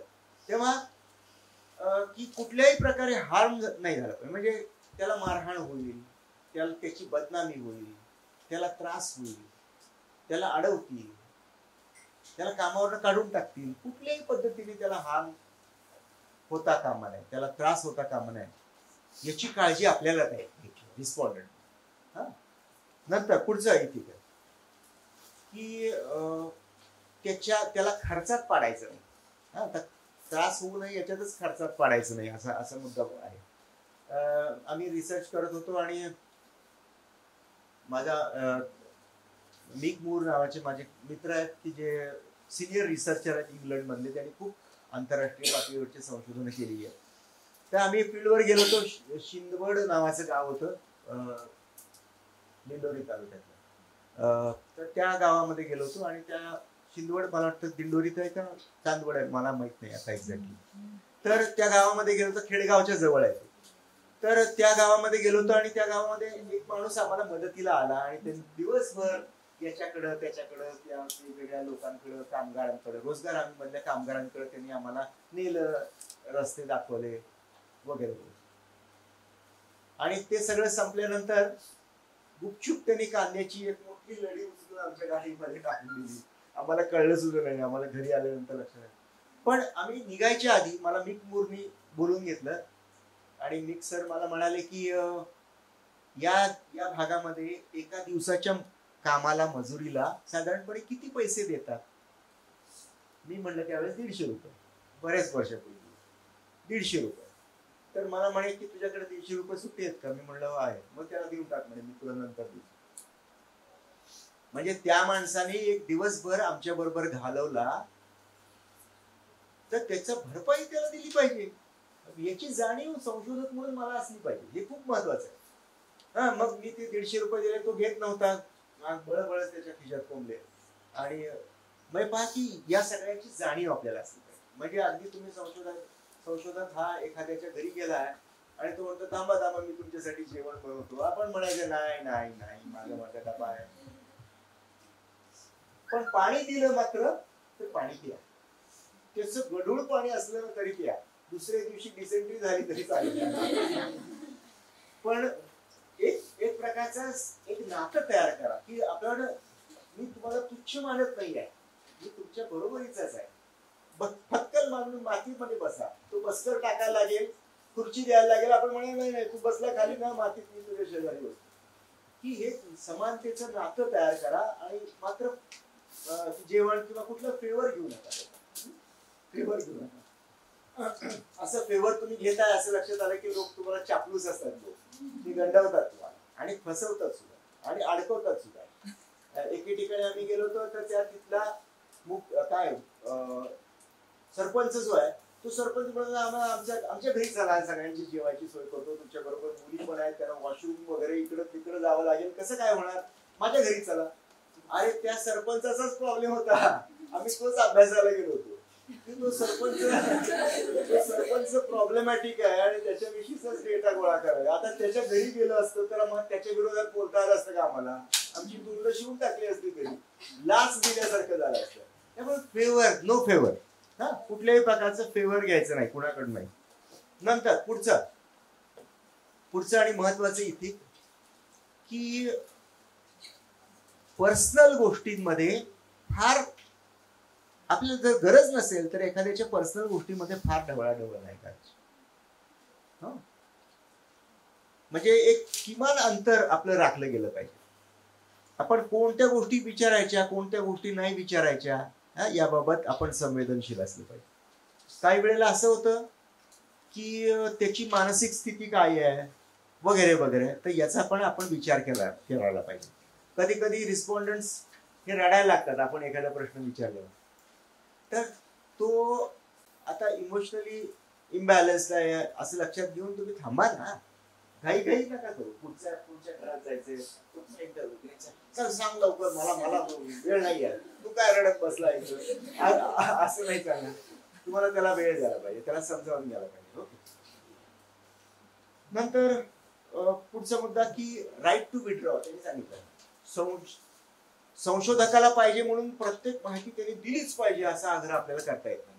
रिस्पॉन्डंटला, माहितीदाराला कधी पण जा, मी तुला ह्याच्या पुढची माहिती नाही देत असं सांगण्याचा अधिकार आहे.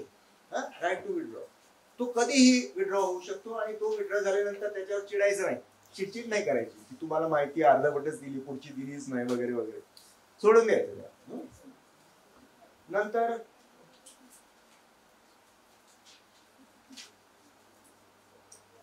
अभ्यासाचा हेतू काय, इन्फॉर्मेशन, तुमच्या विषयीची इन्फॉर्मेशन आणि तुमच्या अभ्यासाविषयीची इन्फॉर्मेशन, दोन्ही इन्फॉर्मेशन त्याला कम्प्लीटपणे द्या. हा महत्वाचा मुद्दा आहे नीती तत्वांमधला की कन्सेंट, इन्फॉर्म्ड कन्सेंट. इन्फॉर्मेशन हा एक मुद्दा आहे, दुसरा कन्सेंट हा मुद्दा आहे, दोन्ही एकमेकांना लागून आहे. आधी इन्फॉर्मेशन द्या पूर्ण, मी कोण आहे, मी केटीएचएम कॉलेजचा प्राध्यापक आहे, इथं काय आलाय, मला न्यूट्रिशनवर अभ्यास करायला लागलो आणि आम्ही सगळे विद्यार्थी आलो, कशा अंतर्गत आम्ही स्ट्राईट नावाचा एक प्रोजेक्ट आहे आमचा, त्या प्रोजेक्टमध्ये काम करायला लागलो वगैरे वगैरे वगैरे. सगळी माहिती डिटेलमध्ये द्या, काही लपून ठेवू नका. अशी माहिती तुम्ही देणं हा त्याचा अधिकार आहे, रिस्पॉन्डंटचा अधिकार आहे आणि त्या अधिकाराकडे आपण दुर्लक्ष करू शकत नाही. सगळी माहिती द्या, लपून ठेवायचं नाही. नाहीतर मी पोलीस आहे, चला माहिती द्या म्हणून असं मी जर सांगितलं त्याला आणि दरडावून माहिती घेतली तर हे चुकीचं आहे. तुमची अस्सल जी काही माहिती आहे ती खरी माहिती तुम्हाला द्यावी लागेल. नंतर कन्सेंट म्हणजे त्यांची संमती घ्या की मी अमुक आहे, आमचा संशोधनाचा प्रकल्प असा आहे, या कारणासाठी आम्हाला तुमची माहिती हवी आहे आणि आता तुमची माहिती द्यायला तयारी आहे का? तुम्ही तयार आहात का माहिती द्यायला? विचारा, त्याचा कन्सेंट घ्या, त्याची संमती घ्या. त्याची संमती असेल तरच पुढे जा, नाहीतर थांबा, पुढच्या घरी जा. नंतर या अभ्यासाचं पुढचं बघ, त्या कन्सेप्ट मध्ये आणखी एक मुद्दा आहे की या अभ्यासाचं पुढे मी काय करणार आहे. हा, ते विचारतात तुम्हाला, जसं ते विचारतात की या अभ्यासाचा आम्हाला काय फायदा, तुम्ही आम्हाला प्रश्न विचाराल, माहिती घ्याल, आम्हाला काय फायदा, असं ते विचारतात. मग त्याला सांगायचं की कदाचित की काही तुम्हाला फायदा होईल असं वाटत नाहीये. खोटी आश्वासनं नका देऊ त्यांना की असं होईल तसं होईल बदल होईल. पण सांगा की ही माहिती घेतल्यानंतर आम्ही जे काही रिपोर्ट्स लिहू, आम्ही जे काही त्याच्यावर आधारित लेख लिहू, ते लेख जर समजा सरकारी दरबारात गेले आणि कुणाला वाटलं तिथल्या पॉलिटिशियनला की पॉलिसीमध्ये काही बदल करावे वगैरे वगैरे, तर कदाचित काही बदल होऊ शकतील. पण अदरवाईज बदल होतील याच्याबद्दल ठाम आम्हाला काही सांगता येणार नाही. ओके, जी खरी माहिती आहे ती सगळी. ही महत्वाची नीती तत्व संशोधनाची, आणि ही महत्वाची नीती तत्व पाळून तुम्हाला संशोधन करायचंय. संशोधन करताना तुम्ही रिस्पॉन्डंट्सना आदर दिला पाहिजे. कधी फोन करायचा याच्या पण वेळ आहे, कधी जायचं त्यांच्याकडे वेळ आहे. त्यांनी सांगितलं दुपारच्या वेळेला गेल्यानंतर बरेच लोक भाडकन दरवाजा बंद करून टाकतात, आता नाही यायचं. आणि मी हे खूप वेळा अनुभवलं. मी असं पुण्यातला एक सर्वे करायला गेलो तो दुपारी जनरली ज्यांच्याकडे जायचो ना ते धाडकन दरवाजा, आम्ही झोपलोय ते बरोबर आहे. पण आपल्याकडे मला त्यावेळेस माहिती आहे आता सारखे मोबाईल फोन वगैरे नव्हते. आता मोबाईल फोन आहे, तुम्ही विचारू शकता ना कधी येऊ दे, अपॉइंटमेंट घ्या, आदर द्या, त्यांना समजावून घ्या. ओके, हे इथिक्स आहे. आता बर, हे इथिक्स बद्दल माहिती चोरायची हा मुद्दा राहिला. माहिती चोरायची नाही. तुमची जी काही माहिती म्हणजे जे काही डेटा तुम्ही मिळवलेला आहे तो तुमचा डेटा असला पाहिजे. इतरांचा डेटा तुम्ही चोरला आणि हा माझाच डेटा आहे म्हणून सांगितलं तर याला फ्लॅगॅरिझम म्हणतात, याला वाङ्मय चौर्य म्हणतात, चोरी म्हणतात. अशी चोरी संशोधनामध्ये चालत नाही. हा सगळ्यात मोठा गुन्हा आहे. अशी चोरी जर झाली तर तुमची पीएचडी रिजेक्ट होऊ शकते, तुमचा रिसर्च रिजेक्ट होऊ शकतो, तुमच्यावर कारवाई पण होऊ शकते. अनेकांना म्हणजे अनेक व्हीसी आहेत, व्हाईस चान्सलर आहेत, त्यांना त्यांचं पद गमावावं लागलं. लक्षात घ्या, व्हाईस चान्सलर झाल्यानंतर त्यांच्या पीएचडी वर ऑब्जेक्शन घेतले गेले, फ्लॅगॅरिझमचे आरोप झाले, त्याच्यावर तपासणी यंत्रणा राबवल्या गेल्या आणि त्यांनी निर्वाळा दिला की खरोखरच झालं फ्लॅगॅरिझम. त्यांना पद गमवावं लागले आणि बदनामी झाली. काही वेळेला आर्थिक बदनामी पण होऊ शकते, काही वेळेला तुरुंगवास पण होऊ शकतो. तेव्हा आणि तुम्हाला पेटेंट वगैरे माहिती आहे, अलीकडे पेटेंट राईट्स असतात तर त्याचं पण नियम पाळले पाहिजे. हे सगळं इथिक्सचा भाग आहे. त्यामुळे ही सगळी इथिक्स तुम्हाला संशोधक म्हणून पाळायला पाहिजे. ही सगळी नीती तत्व पाळायला पाहिजे. यासाठी वाचन जास्त पाहिजे की आपण जे माणूस नवीन शोधतो पण याच्या आधी कोणी शोधलंय का हे पण आपल्याला माहिती. ते रिव्ह्यू ऑफ लिटरेचर मध्ये होतच ना. रिव्ह्यू ऑफ लिटरेचर त्याच्यासाठी रेकॉर्डिंग करताना त्यांची परवानगी. एक्झॅक्टली, अगदी बरोबर. इन्फॉर्म कन्सेंट घ्यायला पाहिजे. मी म्हणणार तो कन्सेंट इथं पण घ्यायला पाहिजे की रेकॉर्डिंग जर आपण करत असू, मॅडमने पण सांगितलं की रेकॉर्डिंग करत असू आपल्या तर त्यांना सांगायला पाहिजे. गुपचूप रेकॉर्डिंग नाही करायचं. व्हिडिओ रेकॉर्डिंग किंवा ऑडिओ रेकॉर्डिंग गुपचूप करणं हा सुद्धा गुन्हा आहे. संशोधनाच्या नीती तत्वाच्या विरोधात आहे. जे जे काही तुम्ही ते कराल त्याच्यासाठी त्यांची संमती घ्या. संमती घेतल्यानंतर ठीक. मी पण वर्गात सांगत असतो मुलांना की गुपचूप रेकॉर्डिंग नाही करायचं, सांगून करा. कारण बऱ्याच वेळा असं असतं की आपण खूप ओघामध्ये बोलत असतो आणि काही उदाहरणं देत असतो की जी उदाहरणं, ज्या उदाहरणांचा जर तोडफोड केली त्या उदाहरणांची तर त्याचे वेगळे विपरीत अर्थ निघू शकतात आणि त्याच्यावरनं राडा होऊ शकतो. आता तसं या बाई बाबतीत होऊ शकतं की तो अगळपगळपणे काहीतरी बोलून गेलाय कारण त्याला माहित नाहीये की तुम्ही रेकॉर्ड करताय. आणि त्याचा एखादा रिसर्चर जर त्याचा अनड्यू ऍडव्हान्टेज घेत असेल, कदाचित ब्लॅकमेल करेल पुढे, तर हे खूप वाईट आहे, खूपच वाईट. तेव्हा जे काही करायचंय तुम्हाला ते सांगून करा. ओके. बरं, याच्याबद्दल काही शंका, काही बोलायचं तुम्हाला? काहीच नाही. बरं, आता एक्सरसाइज. आता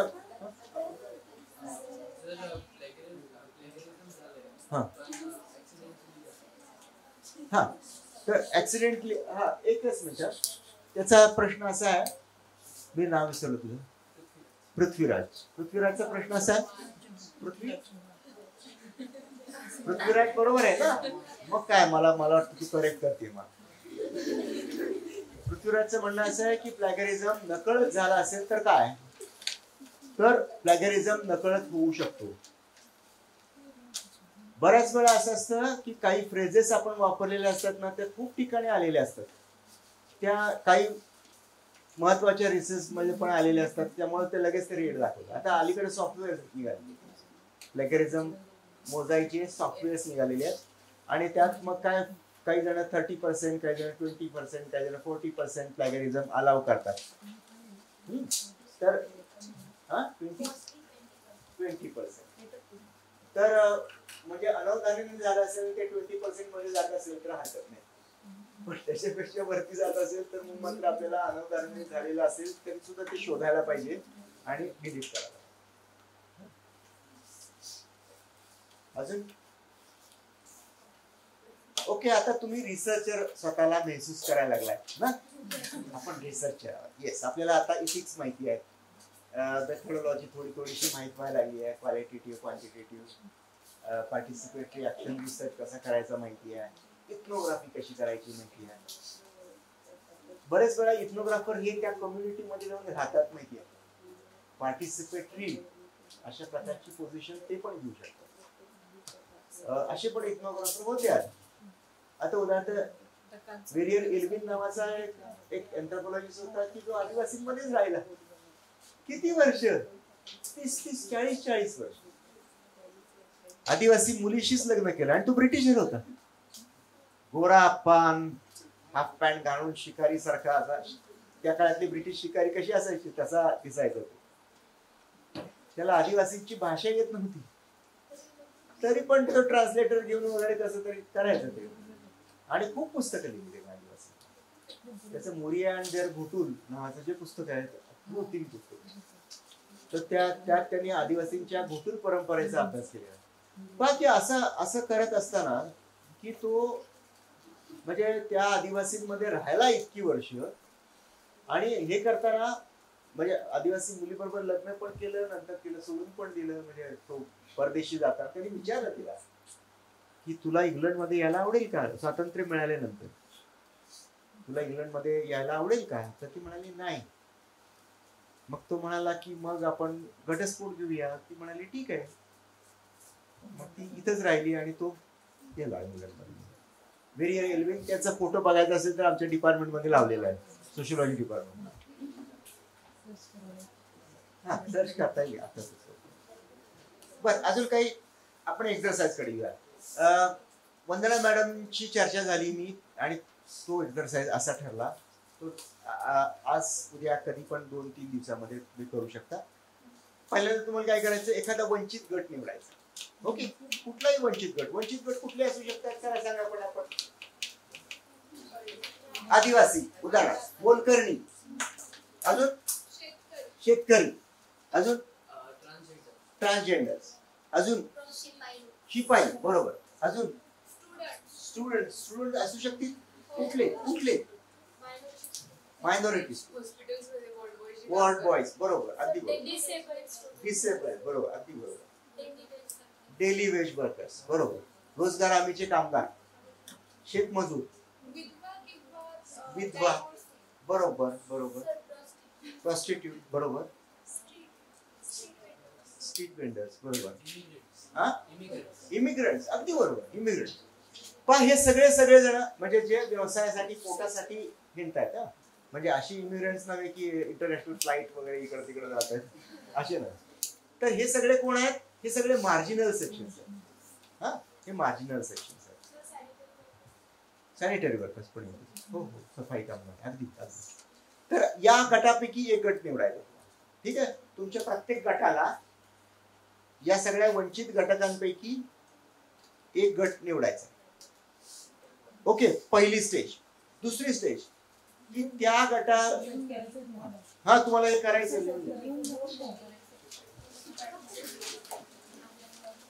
एक वंचित गट निवडायचा, पहिला मुद्दा. नंतर की हा वंचित गट मी का निवडला, आम्ही आमच्या गटाने का निवडला, त्याचं एक्सप्लेनेशन पण पाहिजे. हा वंचित गट आम्ही का निवडला, आम्ही चर्चा केली का निवडला. कदाचित असं असेल तुमच्या गटातल्या एकाने त्याचा ऑलरेडी अभ्यास केलेला असेल थोडाफार. कदाचित असं असेल की तुमच्या गटातला एखादा जण त्या वंचित कम्युनिटी पैकीच असेल, इनसायडर असेल. हे स्टँड पॉइंट्स पण महत्वाचे असतात. Insider, outsider. स्टँड पॉइंट हा शब्द ऐकला तुम्ही, फेमिनिस्ट स्टँड पॉइंट थिअरी वगैरे. ओके, नंतर हा पहिला मुद्दा काय, वंचित गट कुठला, नंतर वंचित गट का निवडला. नंतर पुढचा मुद्दा की या वंचित गटाचा गुणात्मक आणि इथनोमेथोडॉलॉजिकल स्टडी करताना कोणते महत्वाचे मुद्दे आहेत, कोणते महत्वाचे मुद्दे आहेत, कोणत्या महत्वाच्या मुद्द्यांना मी कन्सिडर केलं पाहिजे. इथनोग्राफी मी करायला निघालोय, कोणते महत्वाचे मुद्दे कन्सिडर केले पाहिजे. फॉर एक्झाम्पल तुम्ही सांगा जरा, आता आपण चर्चा केली नक्की. फॉर एक्झाम्पल इथनोग्राफिक स्टडी करायचा आहे, कुठले महत्वाचे मुद्दे असतील इथनोग्राफिक स्टडी मध्ये. डे टू डे रुटीन अभ्यास नाही, अगदी बरोबर.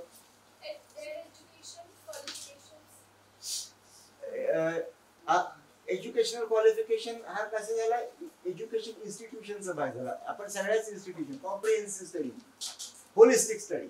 ओके, अरे कितीतरी मुद्दे तुम्ही लिहून घेतले. Struggles in daily life, economic status, social status, education स्ट्रक्चरचा भाग आहे ना. आपण म्हणलं system, institutions, patterns, behavioural patterns.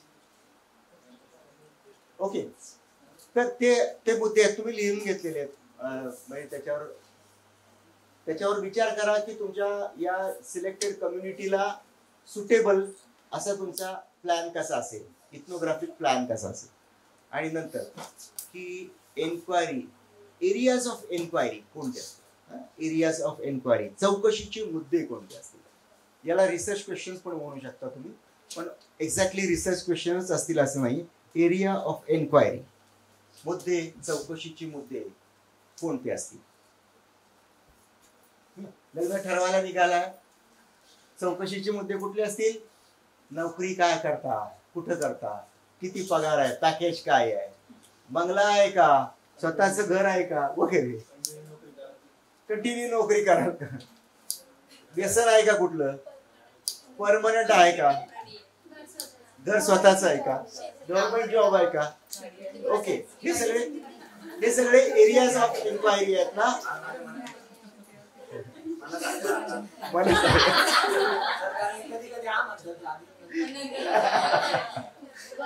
तसं आता तुम्ही एका कम्युनिटीचा अभ्यास करायला, उदाहरणार्थ सेक्स वर्कर ही एक मार्जिनल कम्युनिटी आहे, त्यांचा अभ्यास करायला गेला तर त्यांना काय प्रश्न विचाराल, काय कोणती एन्क्वायरी कराल इथनोग्राफिक स्टडीसाठी, की त्यांना काय प्रश्न विचाराल, एक्झॅक्टली कुठले मुद्दे असतील अभ्यासातले, तेवढे. हे सगळं एका पानात लिहायचं, एक फुलस्केप पानामध्ये किंवा 1.5-2 जास्तीत जास्त पाठपोट, एवढंच छोटस. तर तुम्हाला यासाठी काय करायला लागेल. आता एकाने मला सांगितलं की 1, 2, 3 काय ABC ग्रुपनी सांगितलं की आम्ही ग्रुप केलेला आहे, आमचा व्हॉट्सअप ग्रुप केलेला, आम्ही इंटरॅक्ट करत असतो. ठीक आहे, तसं करू शकता. किंवा मध्ये मध्ये जेव्हा वेळ मिळेल तेव्हा करता येईल, किंवा एक्झरसाइज साठी आजचा ब्रेक मिळेल त्यावेळेस करू. हे करून तुम्हाला प्रेझेंट करायचं आहे गटाला, सगळ्या गटाला. आता 4 आणि 2 नाही, सगळ्या गटाला वरती येऊन प्रेझेंट करायचं. ओके, चलो ठीक आहे, बस आजच्या पुरतं. Okay, welcome. आणि उद्या सुट्टी नाही आहे, रविवारी सुट्टी नाही, आपल्याला सलग आहे 12 दिवस. नाहीतर सांगितलं होतं आधी. हो आधी सांगितलं. त्यांनी असं केस वगैरे बारीक शॉर्ट करायचे नाही, असं म्हणजे त्यांनी मोठेच ठेवायचे असं. मग याच्यामधली भूमिका काय आहे? विरोध करणाऱ्यांची भूमिका काय आहे? आणि प्रत्यक्षात तो जो बळी आहे, ती जी मुलगी आहे की जिला चिडवलं जातंय वर्गामध्ये, तिला काय वाटलं? तिचं काय म्हणणं आहे? तिची काय अनुभव आहे? तिला का वाटलं बॉयकट करावा? आणि बॉयकट केल्यानंतर काय परिणाम तिच्या मनावर झाले, तिच्या दैनंदिन जीवनावर झाले, तिच्या कौटुंबिक जीवनावर झाले? ती कदाचित घरी गेल्यानंतर आई वडिलांना म्हणले असेल की मला आता उद्यापासून नाही जायचं शाळेत. ओके, तिचं म्हणजे की हे परिणाम आहे. आणि हे परिणाम संख्यात्मक माहितीने कळू शकतील का? संख्यात्मक यात काहीच नाही आहे, ही गुणात्मक गोष्ट आहे. अगदी बरोबर, शाबास.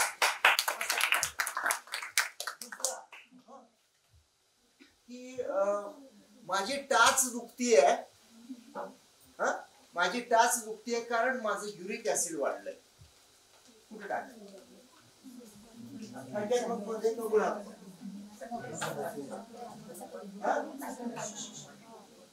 संख्यात्मक मध्ये टाकायला असं ते म्हणतात, बरोबर आहे का?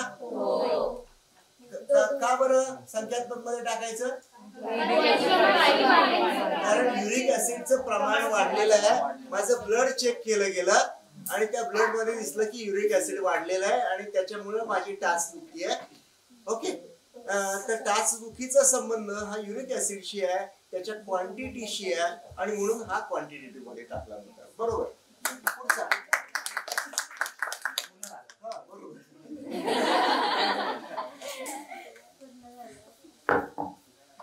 तुमच्यापैकी या वर्गातल्या लोकांपैकी किती जण असे सेक्युलर विचाराचे आहेत? किती जण सेक्युलर विचाराचे आहेत? असा अभ्यास करायचा आहे आपल्याला. आणि हा अभ्यास कसा करावा? गुणात्मक पद्धतीने करा का संख्यात्मक?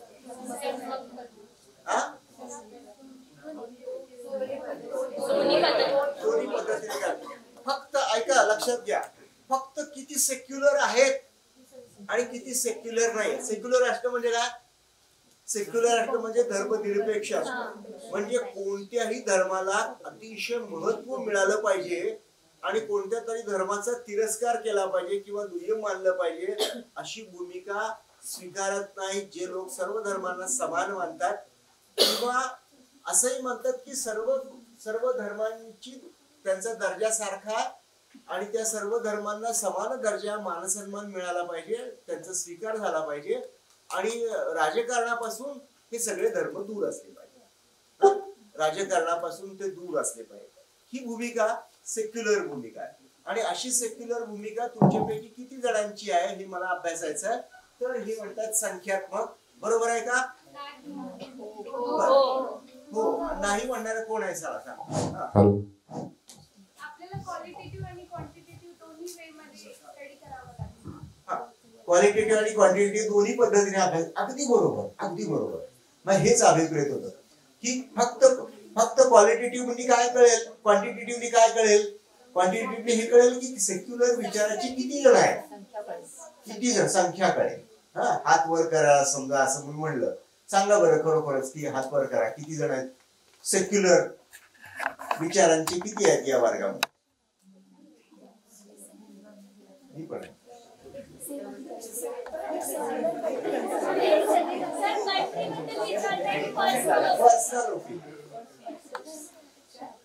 कुठल्याही धर्माला मी जास्त महत्व देत नाही, सर्व धर्म समान मानतो. ओके,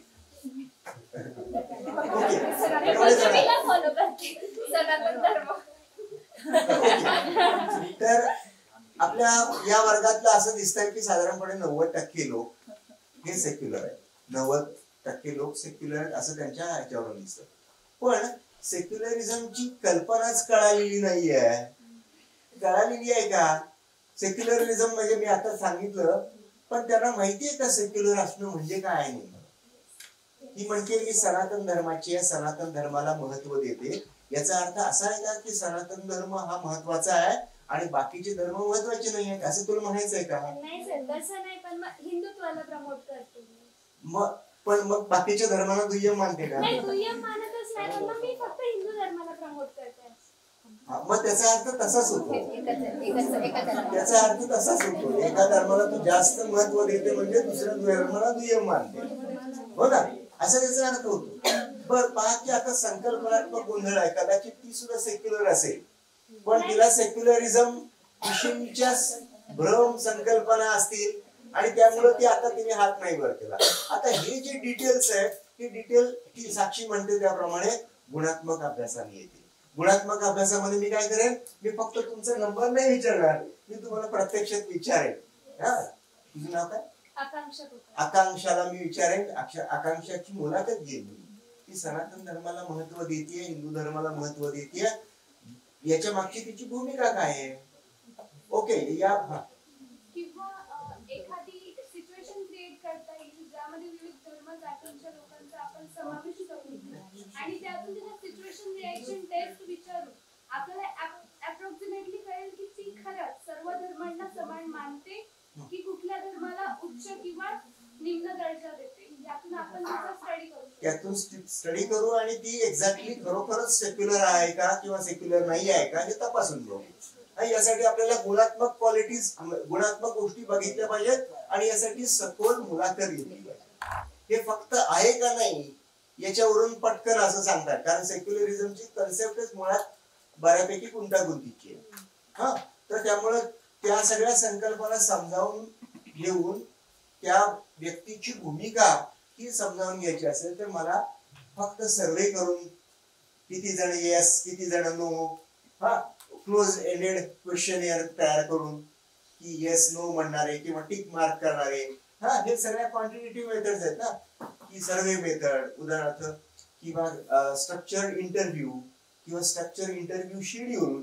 यामध्ये आपण काय करतो, प्रश्न विचारतो आणि त्याला उत्तर लिहायला टिक मार्क करायला देतो. क्लोज एंडेड क्वेश्चन्स असतात. ही ह्या क्वांटिटेटिव्ह मेथड आहेत. या क्वांटिटेटिव्ह मेथडनी are you secular, yes no असं खाली लिहिलेलं आहे आणि त्याने टिक केलेलं आहे. तर मला हे तपासून बघावं लागेल ना की सेक्युलरिझम आहे का नाही. त्याची सेक्युलरिझम ही क्वालिटेटिव्ह टर्म आहे आणि म्हणून मग त्याच्या मागची भूमिका काय आहे, सेक्युलर आहे का, खरोखरच आहे का काही मिसकन्सेप्शन्स आहेत, हे तपासून घेण्यासाठी मला क्वालिटेटिव्ह डायमेन्शन्स महत्वाचे. ठीक आहे, तुम्ही चांगली उत्तर दिली. हा, पुढचा ग्रुप पटकन यायचं, वेळ नाही घालवायचा. पुढच्या ग्रुप मध्ये कालचे नव्हते असे आज 14.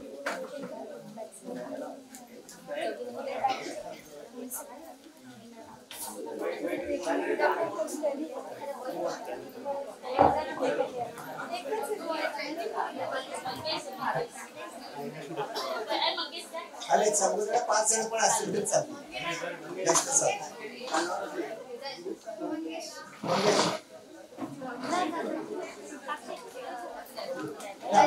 प्रश्न तुम्हाला असा आहे, तुम्ही पण विचारू शकता, तुम्ही पण विचारा. तुम्हाला प्रश्न असा आहे की एका कलाकारांनी, मी त्याचं मराठी कलाकारांनी असं सांगितलं होतं की टीव्ही सिरियल मध्ये मी दलित आहे आणि त्यामुळे टीव्ही सिरियल मध्ये मला फारसा स्कोप मिळत नाही. टीव्ही सिरियल मध्ये काही विशिष्ट जातींचं वर्चस्व. ओके, मला आता हा मुद्दा अभ्यासायचा, तर त्याच्यातले क्वालिटेटिव्ह आणि क्वांटिटेटिव्ह डायमेन्शन्स काय असतात चला सांग. असा अभ्यास करायचा आहे मला की टीव्ही सिरियल मधले ऍक्टर्स आहेत तर यांना जातींचा फायदा होतो का, जातींचे संदर्भ टीव्ही सिरियल मधले ऍक्टर्स निवडताना होतो का, असा काहीतरी रिसर्च तुम्हाला करायचा आहे. तर यामध्ये क्वांटिटेटिव्ह आणि क्वालिटेटिव्ह डायमेन्शन्स काय असतात. त्यासाठी पहिले मला एक चेक करायला नाही सर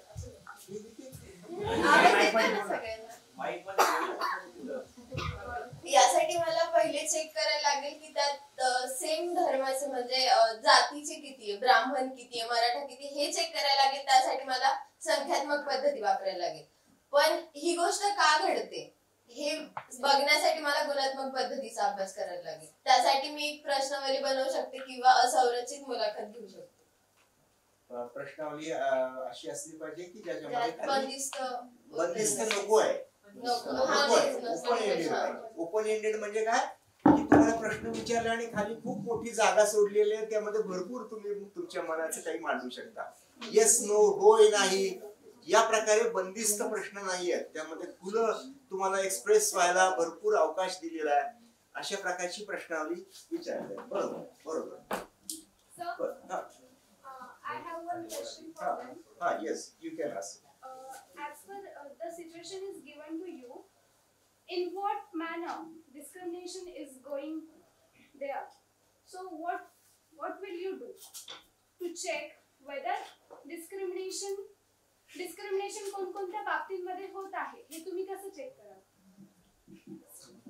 स्पेसिफाय कुठं कुठं कुठे होतंय?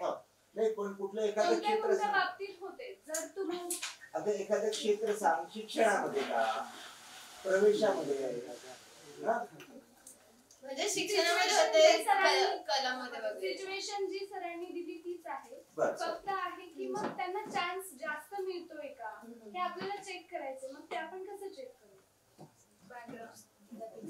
जेव्हा आपण डाटा कलेक्ट केल्यानंतर आहे ना, जेव्हा अनालिसिस करू त्याच्यानंतर आपल्याला समजेल की याच्यात वरच्या जातीचे किती आहेत आणि त्याच्यातही महिलांना किती चान्स भेटतोय, वरच्या स्त्रियांना किंवा खालच्या स्त्रियांना. सहसा बऱ्यापैकी खालच्या स्त्रियांना सहसा पर्यायी माध्यमेच आहेत प्रेझेंट करण्यासाठी. आणि त्याच्यात आपल्याला समजतं की जेव्हा आपण सगळं डाटा कलेक्ट केल्यानंतर अनालिसिस केल्यानंतर ते आपल्याला सांगता येईल.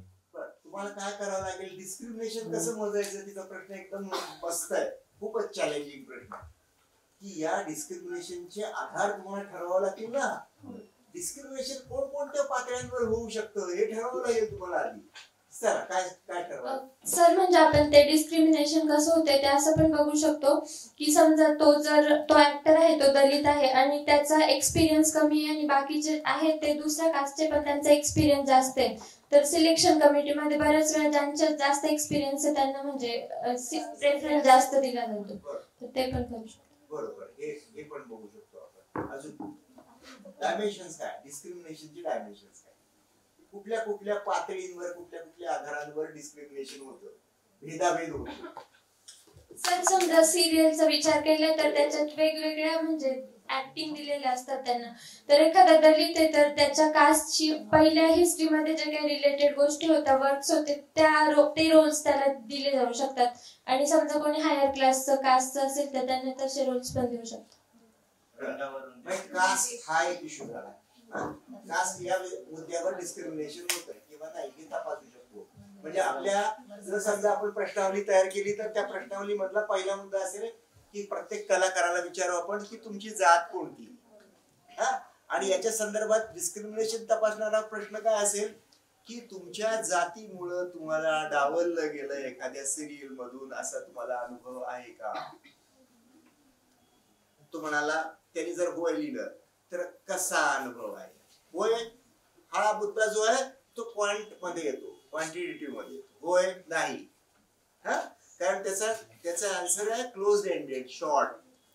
आणि क्वालिटेटिव्ह मध्ये काय की कसा अनुभव आला, सांगा जरा, एक्सप्लेन करा की हा अनुभव तुम्हाला कसा आला, कुठल्या सिरियलच्या संदर्भात आला, त्यामध्ये काय म्हणणं आहे प्रोड्युसरचं, डायरेक्टरचं म्हणणं काय आहे, का तुम्हाला डावललं गेलं. असा प्रश्न तुम्ही आला की तो क्वालिटेटिव्ह मध्ये आला. आणि हे झालं कास्टच्या संदर्भात. दुसरे डायमेन्शन्स कुठले असतील डिस्क्रिमिनेशनचे, माझा हा प्रश्न अजूनही अनुत्तरित आहे.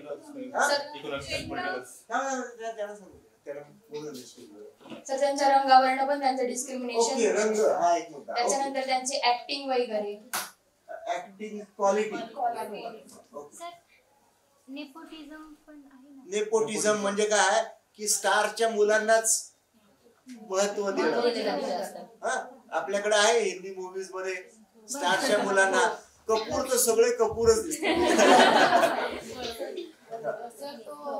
म्हणजे ग्रामीण भागातील असेल, खेडेगाव, त्याच्या बोली भाषेवरून सुद्धा त्याला हे करू शकतो. डिस्क्रिमिनेशनचा मुद्दा नवीन मुद्दा, ग्रामीण शहरी बॅकग्राऊंड, ग्रामीण शहरी बॅकग्राऊंड. बरोबर.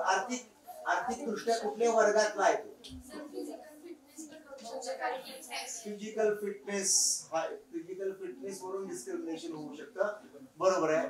किंवा अपीअरन्स, ओमपुरी की दिसायला काही फारसा चांगला नव्हता ऍक्टर, ओमपुरीला अशी भीती वाटायची सुरुवातीला तो FTI मध्ये शिकत असताना की अरे आपल्याला आपल्या दिसण्यावरून चांगले रोल मिळतील का नाही अशी शंका नेहमी वाटत राहायची. आपल्याला कदाचित साईड रोलच मिळतील, आपल्याला मेन रोल कधी मिळणार नाही अशा प्रकारची भीती त्याला वाटत राहायची. पण त्याला मेन रोल मिळाले. म्हणजे अतिशय महत्वाचे रोल मिळाले किंवा ओमपुरीला सेंट्रल रोल मिळून असे सिनेमे तयार झाले आणि नुसते तयार झाले नाही, ते गाजले पण. तेव्हा दिसणं अपीअरन्स आणि विशेषतः टीव्ही सिरियल आणि फिल्म हिरो मध्ये अपीअरन्स हा महत्व. दिसणं, देखणा आहे, उंचापुरा आहे किंवा देखणी आहे आणि मसल्स असणं. म्हणजे इथं जेंडर पण येतो बघा की पुरुष असा कसा मर्दानी असला पाहिजे आणि काय म्हणतात ते तुम हसीन मैं जवा म्हणजे मुलगी हिरोईन कशी असली पाहिजे, हसीन असली पाहिजे आणि हिरो कसा असला पाहिजे, मर्द असला पाहिजे. ओके, तर हे हा पण मुद्दा आहे की मस्क्युलिनिटी फेमिनिटी हा सुद्धा मुद्दा. दिलेल्या स्क्रिप्ट मध्ये त्यांना किती नॉलेज आहे त्या बाबतीत त्यावरनं पण डिस्क्रिमिनेशन नाही किंवा दिलेल्या स्क्रिप्टचं अंडरस्टँडिंग त्यांचं कसं आहे, त्यांची गुणात्मक पातळी कशी आहे. सर हिरोने समजा पैसे लावले असले तर त्याच्यामध्ये स्क्रिप्ट पण चेंज करू शकतो. मग तो इकॉनॉमिक झाला, पॉलिटिकल कनेक्शन. अरे हा जो ऍक्टर आहे ना, हा माझा भाचा आहे बरं का, त्याला घ्यायचं आहे सिरियलमध्ये असं एखाद्या मुख्यमंत्र्यांनी फोन केला. पॉलिटिकल कनेक्शन असू शकतात. पॉलिटिकल कनेक्शन हा एक मुद्दा होऊ शकतो. सोशल कॅपिटल कसं आहे, अगदी बरोबर. सोशल कॅपिटल कसं आहे, कॉन्टॅक्ट कसे आहेत. एखाद्या ऍक्टरचे भरपूर कॉन्टॅक्ट आहेत, त्याला चान्स चांगला मिळेल. एखाद्याचे कॉन्टॅक्ट नाही आहेत, त्याला चान्स नाही मिळेल. नंतर आणखीन एक महत्वाचा मुद्दा, रिजन. रिजन डिस्क्रिमिनेशनचा खूप महत्वाचा मुद्दा आहे. रिजन की महाराष्ट्रामध्ये बऱ्यापैकी बाहेरच्या लोकांना म्हणजे महाराष्ट्राच्या बाहेरच्या ऍक्टर्सना की सामावून घेतलं गेलेलं आहे. पण असे काही रिजन असू शकतील की जिथं नाही बाहेरचे ऍक्टर आम्हाला नाही पाहिजे किंवा असंही दिसतं आपल्याकडं की नॉर्थ ईस्टचे ऍक्टर्स दिसतच नाही. आपल्याला एक डायरेक्ट डेंझोपा दिसतो आणि मनीषा कोयराला दिसते. मनीषा कोयराला नॉर्थ ईस्टची म्हणायची का, कारण ती नेपाळची आहे. ओके, पण ठीक आहे, त्या भागात म्हणजे ज्यांची इथनिसिटी, ज्यांची इथनिक स्ट्रक्चर वेगळं आहे, रेस वेगळी आहे, असे लोक आपल्या हिंदी सिनेमामध्ये नाही चालू. असं लक्षात येतं, डिस्क्रिमिनेशन होतं इथं, सरळ सरळ होतं. नॉर्थ ईस्टचे लोक, नॉर्थ ईस्टचे इतके चांगले ऍक्टर आहेत. डॅनी डेंझोपा नावाचा एक विलन होता. आता तो ऍक्टिंग नाही करत, पण तो होता सिनेमा सृष्टीमध्ये. पण त्याच्या व्यतिरिक्त असे खूप आले, असं नाही झालं. का नाही झालं? म्हणजे डिस्क्रिमिनेशनचा हा एक मुद्दा पण होऊ शकतो. बाकी या सगळ्या पातळीवरचं डिस्क्रिमिनेशन आहे का नाही, किती आहे, हा मुद्दा क्वांट मध्ये येईल. आणि क्वाल मध्ये काय येईल की हे सगळ्या आधारावर डिस्क्रिमिनेशन का होत आहे, कसं होत आहे, त्याच्या मागची भूमिका काय आहे, प्रेक्षक त्याला कसा प्रतिसाद देत आहेत. समजा एखादा नॉर्थ ईस्टचा हिरो घेऊन मी सिनेमा तयार केला आणि तो आला तर प्रेक्षकांनी तो स्वीकारलाच नाही तर मी नुकसान होईल मला. की असे पण डायमेन्शन्स असू शकतील. प्रेक्षकांना काय वाटतं, रेसला प्रेक्षक महत्व देतात का, जातीला महत्व देतात, दिसण्याला महत्व देतात का. पॉलिटिकल कनेक्शन्सचा प्रेक्षकांशी काही संबंध नाही आहे. पण पॉलिटिकल कनेक्शनचा संबंध त्या डायरेक्टरच्या किंवा ऍक्टरच्या किंवा प्रोड्युसरच्या अस्तित्वाशी आहे. त्याचं सिनेमा क्षेत्रातलं अस्तित्व कदाचित संपू शकेल पॉलिटिकल लिडरशिप पंगा घेतल्यानंतर. ना असं दिसतंय आपल्याला. कंगना राणावत उदाहरण, परिस्थितीनुसारही होऊ शकतं. परिस्थितीनुसार सुद्धा होऊ शकतं. परिस्थिती म्हणजे त्यांची सामाजिक, एखाद्या गरीब घरातल्या व्यक्तीला जर उच्च दर्जाचं काम करायचं असेल त्या सिरियल मध्ये, म्हणजे जर ओल्ड व्यक्तीचा मेन जो असतो त्या फॅमिलीमध्ये त्याचं जर काम करायचं असेल तर त्याला परिस्थितीनुसार त्याला कमी दर्जाचं काम दिलं जातं. म्हणजे जसं की नोकरदार म्हणून त्या सिरियल मध्ये त्याला काम दिलं जातं आणि त्याला उच्च दर्जाचं काम करायचं असतं. मग त्यामुळेही त्याच्यात म्हणजे गुणात्मक हे होतं भेदभाव. बरोबर बरोबर आहे. अजून कोणाला प्रश्न विचारायचा आहे ना? हा त्यामध्ये एक पॉइंट ऍड करायचा एजने पण एज. आता अमिताभ बच्चन हा एकमेव अपवाद आहे मला असं वाटतं अलीकडच्या काळातला, की जो वय वाढलंय तरी सुद्धा त्याला रोल मिळत आहे. पण अदरवाईज एका विशिष्ट वयानंतर रोल मिळायचं कमी होऊन जातं, किंवा बाल कलाकाराला पण कमी रोल्स असतात अलीकडे. सर नाही जशी स्क्रिप्ट असेल त्यानुसार ते एज बरोबर कॅटेगरी असं एज नुसार मला तरी नाही वाटत. नाही, पण एखाद्या ऍक्टरला रोल मिळत राहण्याची संख्या ही त्याच्या तरुण वयामध्ये जास्त असते आणि नंतर कमी होते. पण मग स्क्रिप्ट नुसार त्यांचं ते हे असतं ना, ठरलेले असतात. झुंड मूवी मध्ये पण कोच एक वयस्कर व्यक्ती दाखवलेला आहे, तर त्याच्यासाठी कोणी यंग घेऊ शकत होते, पण त्यांना एक्सपिरियन्स असलेला व्यक्ती हवा होता म्हणून त्यांनी त्यांना घेतलं. ते स्क्रिप्टचं डिमांड असतं. बरोबर आहे. हा सायलीचा मुद्दा पण बरोबर आहे. सर काही ठिकाणी स्पीड त्यांना हा बोला. मला बोलायचं. हा बोल. मी काय सांगतो सर, ते तर खरं आहे, पण सर मेकअपद्वारे किंवा याच्याद्वारे ते बदलता येऊ शकतं असं पण आहे. अगदी बरोबर, चांगला मुद्दा आहे. रजनीकांतांचं एकदम छान एक्झाम्पल आहे. एवढे ओल्ड असून सुद्धा खूप यंग दाखवतात. आणि जे यंग आहेत त्यांना ओल्ड म्हणून दाखवतात, जसे तारक मेहता मधले चंपक चर्चा.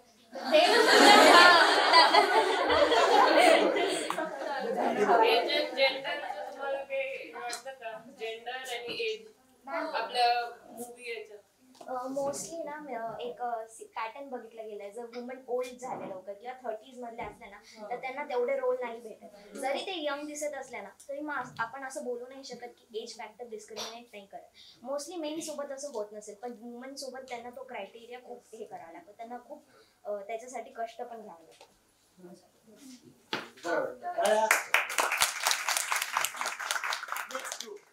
पुढचा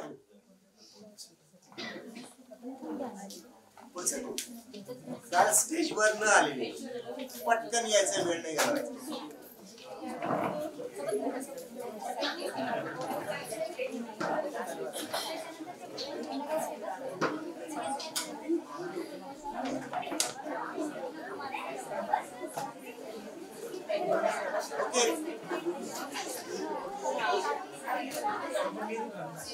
याला तुमच्या ग्रुपचं नाव काय?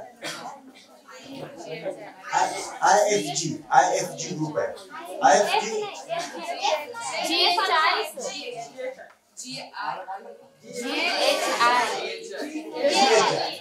GHI ग्रुपला प्रश्न आहे. हा ग्रुप सिटी सेंटर मॉल मध्ये आतमध्ये गेलाय. ते काय चेक करतात ते तसं पॉइंट चेक झालं आणि आतमध्ये गेलाय. आणि त्यांना आता पुढचा प्रश्न विचारू की सिटी सेंटर मॉल मध्ये आतमध्ये गेल्यानंतर कोणकोणती ऑब्झर्वेशन आहे तुमची आणि कुठल्या ऑब्झर्वेशनला तुम्ही क्वांट मध्ये टाकाल, कॉल मध्ये टाकाल? म्हणजे कोणकोणत्या गोष्टी मॉल मधल्या तुम्ही क्वालिटेटिव्ह मध्ये टाकाल आणि कोणत्या गोष्टी क्वांटिटेटिव्ह मध्ये टाकाल? तुम्ही रिसर्चर म्हणून गेलेला. तिथे जे सर्व्हिस देणारे लोक आहेत त्यांना क्वालिटी मध्ये टाकू, कारण त्यांची ती गुण आहे त्यांची चांगली सर्व्हिस देण्याचा.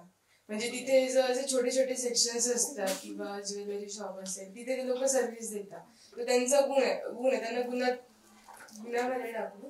आणि जिथे ज्या एक्सपेन्सिव्ह गोष्टी आहेत त्यांना त्याच्यामध्ये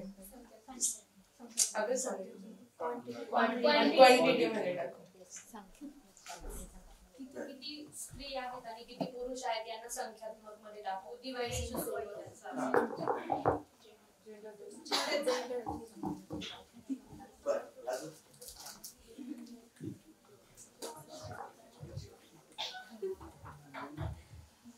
पर कितने लोग मतलब अकेले आते हैं और कितने फैमिली के साथ आते हैं, तो मतलब कितनी वुमेन्स अकेली और कितनी फैमिली के साथ, मतलब उनसे उनका इंडिपेंडेंट भी डिफाइन होता है कि वो अकेले भी बाहर निकल सकती है या कोई सिर्फ फैमिली के साथ आना चाहिए. अच्छा, ये कहाँ पे आएगा? फॉन्ट में आएगा, कॉल में आएगा? अच्छा, कितने अकेले कितने आए हैं और फैमिली के साथ कितने आए हैं, इसका एनालिसिस हम क्वांटिटेटिव में डाल के कर सकते हैं. ठीक है, कितना नंबर है, कितना साइज है उनका, एग्जैक्टली वो क्वालिटेटिव में आएगा। उनके ओपिनियन क्या है, वो अकेला आया है, क्यों अकेला आया है, क्योंकि वो सिंगल है, कहाँ से तो उसका एक्सप्लेनेशन कुछ तो रहेगा। वो एक्सप्लेनेशन हम इकट्ठा कर रहे हैं, तो हम लोग पूछेंगे उसको कि फैमिली के साथ क्यों आया, अकेले क्यों नहीं आया। तो वो बोलेगा कि मैं अकेला आता और कुछ लेता मेरे बीवी के लिए, तो घर पे जाके मार खाना है क्या मुझे, तो वो पसंद नहीं आया तो इसलिए वाईफ को साथ लेकर आया, असं काहीतरी एक्सप्लेनेशन असेल त्याचं। तर ही सगळी एक्सप्लेनेशन्स ही क्वालिटेटिव्ह मध्ये येते की तो फॅमिलीला महत्व देतो का, तो जेंडर इक्वॅलिटी मानतो का, किंवा तो असा आहे का की फॅमिली बरोबर आलेला आहे तो, पण तो सुचवत नाही काही की हे ये ले लो ये मत ले लो, ऐसा कुछ नहीं बोल रहा है, ऐसे सिर्फ चुप बैठा है और बिल देते वक्त अपना कार्ड देता है। तो ऐसा हस्बैंड है तो अच्छी बात है कि ये जेंडर इक्वॅलिटी दर्शवणारी गोष्ट झाली। ओके, तेव्हा की या हे सगळे डायमेन्शन्स आपल्याला क्वालिटेटिव्ह मध्ये येते। बरं, अजून त्यांचं दिसणं वगैरे कसं आहे, यावर त्यांना सर्व्हिस कशी द्यायची हे पण डिफाइन होतं। ओके, म्हणजे एखाद्या मॉलच्या एखाद्या दुकानामध्ये गेलात तुम्ही आणि तुम्ही फाटके भणंग आहात, तुमच्या कपड्यावरून दिसताय की पायात अशी स्लीपर घातलेली आहे, साधे कपडे घातलेले आहेत, आणि तुम्ही एखाद्या पॉश अशा ह्याच्यामध्ये जाऊन काहीतरी असे बघताय, घालून बघताय सारखे एकानंतर तर तुम्हाला ते ट्रीटमेंट कशी देतील की ते म्हणतील की आता पास झालं, चला आता जा वगैरे, की फार सन्मानाची वागणूक देणार नाही। म्हणजे सर्व्हिस तुम्हाला मिळणं आणि तुमचा अपीरन्स किंवा तुमचा कुठला क्लास आहे वगैरे वगैरे, किंवा तुम्ही किती घेताय का नुसतंच बघायला रोज येताय, याप्रमाणे तुम्हाला मिळणारी सर्व्हिस। तर हे दोन व्हेरिएबल्स आहेत आणि या दोन व्हेरिएबलचं एकमेकांशी काय नातं हे क्वालिटेटिव्ह मधनं अभ्यासता येऊ शकतं। सर मी एक्झाम्पल देऊ शकतो। सर कर्नाटकमध्ये महिंद्रा कंपनीत एक शेतकरी असंच गेला होता तो, आणि त्याला तिथं काढून दिलं होतं त्याचा शर्टवर काय त्याच्या हावभावावर, आणि नंतर ते बघितलं महिंद्रा कंपनीचे ते मालक, त्यांनी नंतर मग त्याला परत म्हणतो आला का 10 तासात तेवढे पैसे मी जमून मला गाडी घेऊन दाखवतो, आणि त्या शेतकऱ्याने खरंच 1 दिवसात तेवढे पैसे जमून आणि गाडी त्या कंपनीतनं घेतली होती। हे चांगलं ऑप्शन आहे, याला अनुसरून चांगलं ऑप्शन। सर आपण ते जे कस्टमर्स असतात ते बऱ्याच वेळा एखादी गोष्ट खरेदी करते तर त्यांच्यावर कॅपिटलिझमचा किंवा वेस्टर्नायझेशनचा खूप इफेक्ट दिसतो, की सेम गोष्ट समजा वॉच घेतलं तर ऍपलचं वॉच, साधं वॉच, टाइम तेच दाखवणारे पण लोकांना फक्त ब्रँडेड किंवा ब्रँडेड गोष्टी जास्त। अगदी बरोबर, क्या बात आहे, किती सुंदर बोललीस तू की कॅपिटलिझम म्हणजे न्यू लिबरलिझम, खरेदी करा, फॅशन, लोकांचे बघा कशा फॅशन्स आहेत अलीकडं, की लोकांना सवड मिळाली, मोकळा वेळ मिळाला की मॉल मध्ये जाऊन खरेदी करायला खूप आवडतं, खूप फॅसिनेशन असतं। Especially middle class, higher middle class, high class लोकांना खूप आकर्षण असतं याचं, की आणि खरेदी करणं म्हणजे एन्जॉयमेंट वाटत असते त्याला। आणि खरोखरच जाऊन विचारा की मॉल मधल्या या सगळ्या लोकांना की तुम्ही खरेदी करता त्या वस्तू किती वापरता, किती त्याचा उपभोग घेता। लक्षात येतं की बऱ्याच वेळा खरेदी करतात पण घालायलाच वेळ मिळत नाही, इतके कपडे असतात, पुन्हा घेत राहतात। तर हा कशाचा परिणाम आहे, हा न्यू लिबरल कॅपिटलिस्ट मेंटॅलिटीचा परिणाम आहे की त्याचा परिणाम दिसतो लोकांच्या मनात। याला कन्झ्युमरिझम म्हणतात। तर असं किंवा म्हणजे वस्तू दैवतवाद असा एक शब्द वापरलेला आहे कार्ल मार्क्स, की वस्तूंनाच आपण दैवी मानतो। आता हे कशाचा परिणाम आहे, हा भांडवलशाहीचा परिणाम। आणि सर आता सोशल मीडियामुळे बरेच लोक म्हणजे मॉलमध्ये जातात, तिथे रील्स करतात किंवा ते व्हिडिओ शूट करतात आणि ते युट्यूबवर वगैरे टाकतात, दुसरे लोक ते बघतात, ते परत जातात, ते परत शूट करतात, अशी ती सायकल चालू असते। आणि त्याच्यामुळे सोशल मीडियामध्ये म्हणजे लहान मुलं असतील किंवा टीनेज पर्सन, वुमेन्स वगैरे ते खूप अशा इन्व्हॉल्व्ह होऊन जातात, म्हणजे बाकीच्या कामांना प्रेफरन्स द्यायच्या ऐवजी ते सोशल मीडियामध्येच खूप गुंतून जातात। बरोबर आहे। मग असं बघता येईल की सोशल मीडियावर बघितलेले आहेत ऍडव्हर्टाइज आणि म्हणून तुम्ही मॉल मध्ये आलात अशी किती लोक आहेत संख्या? असे लोक मीडिया बघून इथं आले, ते का आले, काय मिळतं त्यांना मॉलमध्ये येऊन, हीच गोष्ट त्यांच्या घरातल्या दुकानात, घराशेजारच्या दुकानात पण मिळते. तिथं न घेता ते इकडं इतक्या लांब का येतात, गाडी कुठं त्यांची कशी मेंटॅलिटी होती की इथं खूप चांगलं, म्हणजे त्यांच्या घराच्या दुकानात पण तेवढंच ब्रँडेड असते, पण त्यांची एक मेंटॅलिटी झालेली असते की इथे खूप चांगलं भेटतं, इथे खूप वाईट. नाही पण सर काय बोलले की तीच वस्तू इथं पण चांगली भेटते. त्यांची तशी मेंटॅलिटी झाली की नाही मला ह्याच दुकानात घ्यायची, आता तू ठरवलं तुला त्याच दुकानात घ्यायची, तर त्या दुकानात का जायची.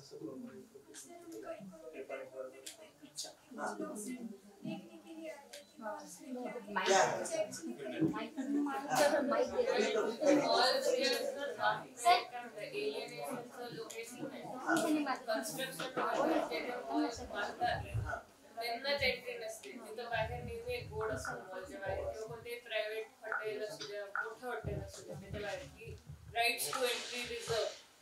राईट्स टू एंट्री रिझर्व म्हणजे काय की तुम्ही डिस्क्रिमिनेट करू शकता की कोण आत येतं. जर फाटे कपडे घालून जात असाल तर आत तुम्हाला ते सिक्युरिटीच थांबवणार आहे. पण याच्यात तुम्ही काय बघा की जे लोक ऍक्च्युली ह्या सगळ्या जागा बांधतात, कन्स्ट्रक्शन वर्कर्स फॉर एक्झाम्पल, त्यांनी जे बांधलेलं आहे, त्यांच्या हाताने जे बांधलेलं आहे, तिथंच त्यांना एंट्री नाही मिळणार आहे. तर याला एलियनेशन म्हणतात. हे प्रायव्हेटायझेशन, मार्क्सिझम त्याच्या सगळ्याशी रिलेटेड असणार आहे. ते हे मॉलमध्ये तुम्हाला जास्त दिसून येईल, कारण मॉल हे एक एकदम सेंट्रल लोकेशन असतं, तिथं अपर क्लासेस खूप जातात आणि तिथूनच तुम्हाला क्लासमध्ये डिस्क्रिमिनेट कसं करता येईल, सर्व्हिस असू द्या किंवा एंट्री असू द्या, तिथून तुम्हाला दिसणार आहे.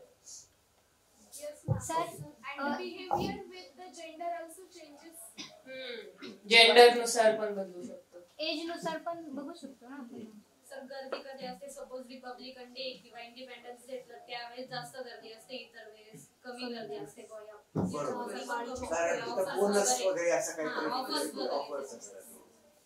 आणि सर जे ज्वेलरी सेक्शन असतात तिथे फक्त सुंदर मुली किंवा मुलंच ठेवले जातात, किंवा मेकअपचे सेक्शन असेल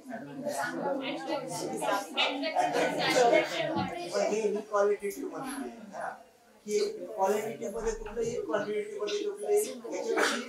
क्वालिटेटिव्ह एक्सप्लेनेशन्स आहेत तो क्वेश्चन नव्हता.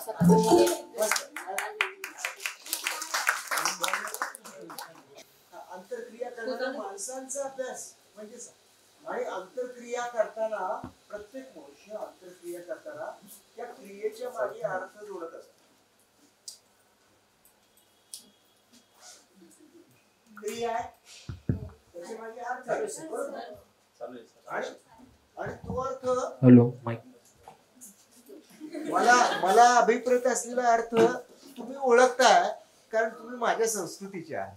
मी कुठल्या तरी एखाद्या रिमोट एरियातल्या कुठल्या तरी अमेझॉन खोऱ्यातल्या कुठल्या तरी आदिवासी भागामध्ये जाऊन असं नमस्कार केला तर कदाचित त्याला कळणार नाही अर्थ. तो कल्चरली कॉन्टेक्च्युअलाइज झालेला असतो. हा, तर ते अर्थ आपण समजावून घेतले पाहिजेत आणि ते अर्थ समजावून घेतल्याशिवाय समाज वास्तव कळणार नाही. समाज वास्तव फक्त आकड्यांनी करणार नाही. ते केमिस्ट्री मध्ये चालेल, कदाचित फिजिक्स मध्ये चालेल, अगदी बायोलॉजिकल सायन्स मध्ये सुद्धा कदाचित काही वेळेला नाही चालणार. पण ते सोशियोलॉजी मध्ये क्वालिटेटिव्ह डायमेन्शन जास्त आहे. याचा अर्थ असा नाहीये की क्वांटिटेटिव्ह गोष्टी महत्वाच्या नाहीये. आम्हाला सुद्धा म्हणजे सोशियोलॉजीला सुद्धा ही लोकसंख्या बघावी लागते की एखाद्या गावात मेजॉरिटी मायनॉरिटी किती आहे, संख्येच कडे जावं लागतं. नंतर ग्रामपंचायतीमधला म्हणजे सहभाग लोकांचा आहे का नाही, ग्रामसभेमध्ये लोकांचा सहभाग आहे का नाही कोण ठरवतं, संख्याच ठरवते. आणि कुठल्या कुठल्या कम्युनिटी मधले लोक किती ग्रामसभांना उपस्थित असतात, त्यांचं अटेंडन्स पाहावं लागेल. ही सगळे क्वांटिटेटिव्ह डायमेन्शन्स आहेत. तेव्हा क्वांटिटेटिव्ह डायमेन्शन्स आणि क्वालिटेटिव्ह डायमेन्शन्स यांना एकत्र जोडणारा अभ्यास आपला सोशियोलॉजीचा असला पाहिजे आणि त्याला काय म्हणतात मिक्स मेथड. जेव्हा एखाद्या मेथडॉलॉजी आपण जी वापरतो त्यामध्ये क्वालिटेटिव्ह, क्वांटिटेटिव्ह आणि आणखी कुठल्या कुठल्या मेथड्स एकत्र करतो आपण, तेव्हा त्याला म्हणतात मिक्स मेथड. आणि ही मिक्स मेथड ही जास्त पॉप्युलर आहे अलीकडे आणि ती जास्त ऍक्सेप्टेबल आहे. ओके, मला त्यांना प्रश्न विचारायचा होता एक, तो आता नाही बहुतेक नाही विचारता मी त्यांना कॉल केला, सांगितलं की आम्ही क्वेश्चन्स असतील तर आम्ही फॉरवर्ड केले. चालेल. तो प्रश्न असा आहे की व्हिज्युअल्स आता आपण बघितले त्यापैकी एक तरी व्हिज्युअल्स ट्रायबल होतं का, रुरल होतं का? मग रुरल ट्रायबल छोट्या मुफेसिल एरिया मधल्या लोकांचे व्हिज्युअल्स का रिप्रेझेंट होत नाही? जेव्हा आपण व्हिज्युअल्सची चर्चा करू तेव्हा मॉल येतो, तेव्हा रोड येतो, तेव्हा कन्स्ट्रक्शन येतात, फार फार गोष्टी येतात, गार्डन येतं, पण चूल येत नाही, लाकडं येत नाही, त्याच्यातला धूर येत नाही, ती फुंकणीनी फुंकती आहे आणि सगळा धूर आहे. हे व्हिज्युअल का नाही आहे? अशी व्हिज्युअल्स मिस होतील. व्हिज्युअल सोशिओलॉजी आपण जर करायला गेलो आणि क्वालिटेटिव्ह मेथड म्हणून त्याचा वापर करायला गेलो तर आपल्याला स्पेसिफिकली लक्ष द्यायला पाहिजे की सगळ्या प्रकारच्या कम्युनिटीजना रिप्रेझेंट करणारी व्हिज्युअल्स हे व्हिज्युअल स्टडीज मध्ये आले पाहिजे. त्याला आपण न्याय देता येऊ शकत असू तर आपण व्हिज्युअल्स करत. म्हणजे हे सगळीकडे आणि अशी व्हिज्युअल्स येण्याची शक्यता आता थोडी वाढलेली आहे की आता डिजिटल डिवाइड कमी झालेली आहे बऱ्यापैकी. ग्रामीण भागातल्या लोकांकडे सुद्धा मोबाईल आलेले आहेत, इंटरनेट आलेलं आहे, त्याच्यावरून ही व्हिज्युअल्स आता कलेक्ट करणं ते इतकं दुर्गम अगदी अशक्य कोटीतलं असं नाही राहिलेलं. पण तरी पण की आपण कोविड पॅन्डेमिकच्या काळात बघितलं की जवळजवळ 30% लोकांना इंटरनेटचा ऍक्सेस नव्हता आणि असे विद्यार्थी ड्रॉपआउट झाले ग्रामीण भागातले आदिवासी भागात जास्त. म्हणजे आमच्या तर सोशिओलॉजी डिपार्टमेंट मधले बरेच विद्यार्थी कामाला पण जाते. म्हणजे नुसतं म्हणजे त्याच्याकडे मोबाईल तर नव्हताच पण त्याला आम्ही सांगितलं की दुसऱ्या कोणाच्या तरी मोबाईलवर जॉईन व्हा ज्यांच्याकडे इंटरनेट आहे. तर ते म्हणायचे की आम्हाला कामाला जावं लागतं रोज, त्याशिवाय चालणार कसं रोजीरोटी. बाकी खूप वेगवेगळ्या डायमेन्शन, या सगळ्या डायमेन्शन्स पाहायला पाहिजे. आपण क्वालिटेटिव्ह रिसर्च करतो ना तर आपल्याला या सगळ्या अंगाने अभ्यास करायचा. ओके, आपण ब्रेक घेतोय आता आणि तुमचे काही प्रश्न असतील तर लिहून द्या, या मॅडमला आपण पोचवू आणि मॅडम नंतर मग कुठल्या तरी वेगळ्या पद्धतीने किंवा एक 15 मिनिटं कधीतरी जॉईन होऊन आपल्याला सांगतो. बरोबर 1:15 वाजता परत येतो आपण. ओके.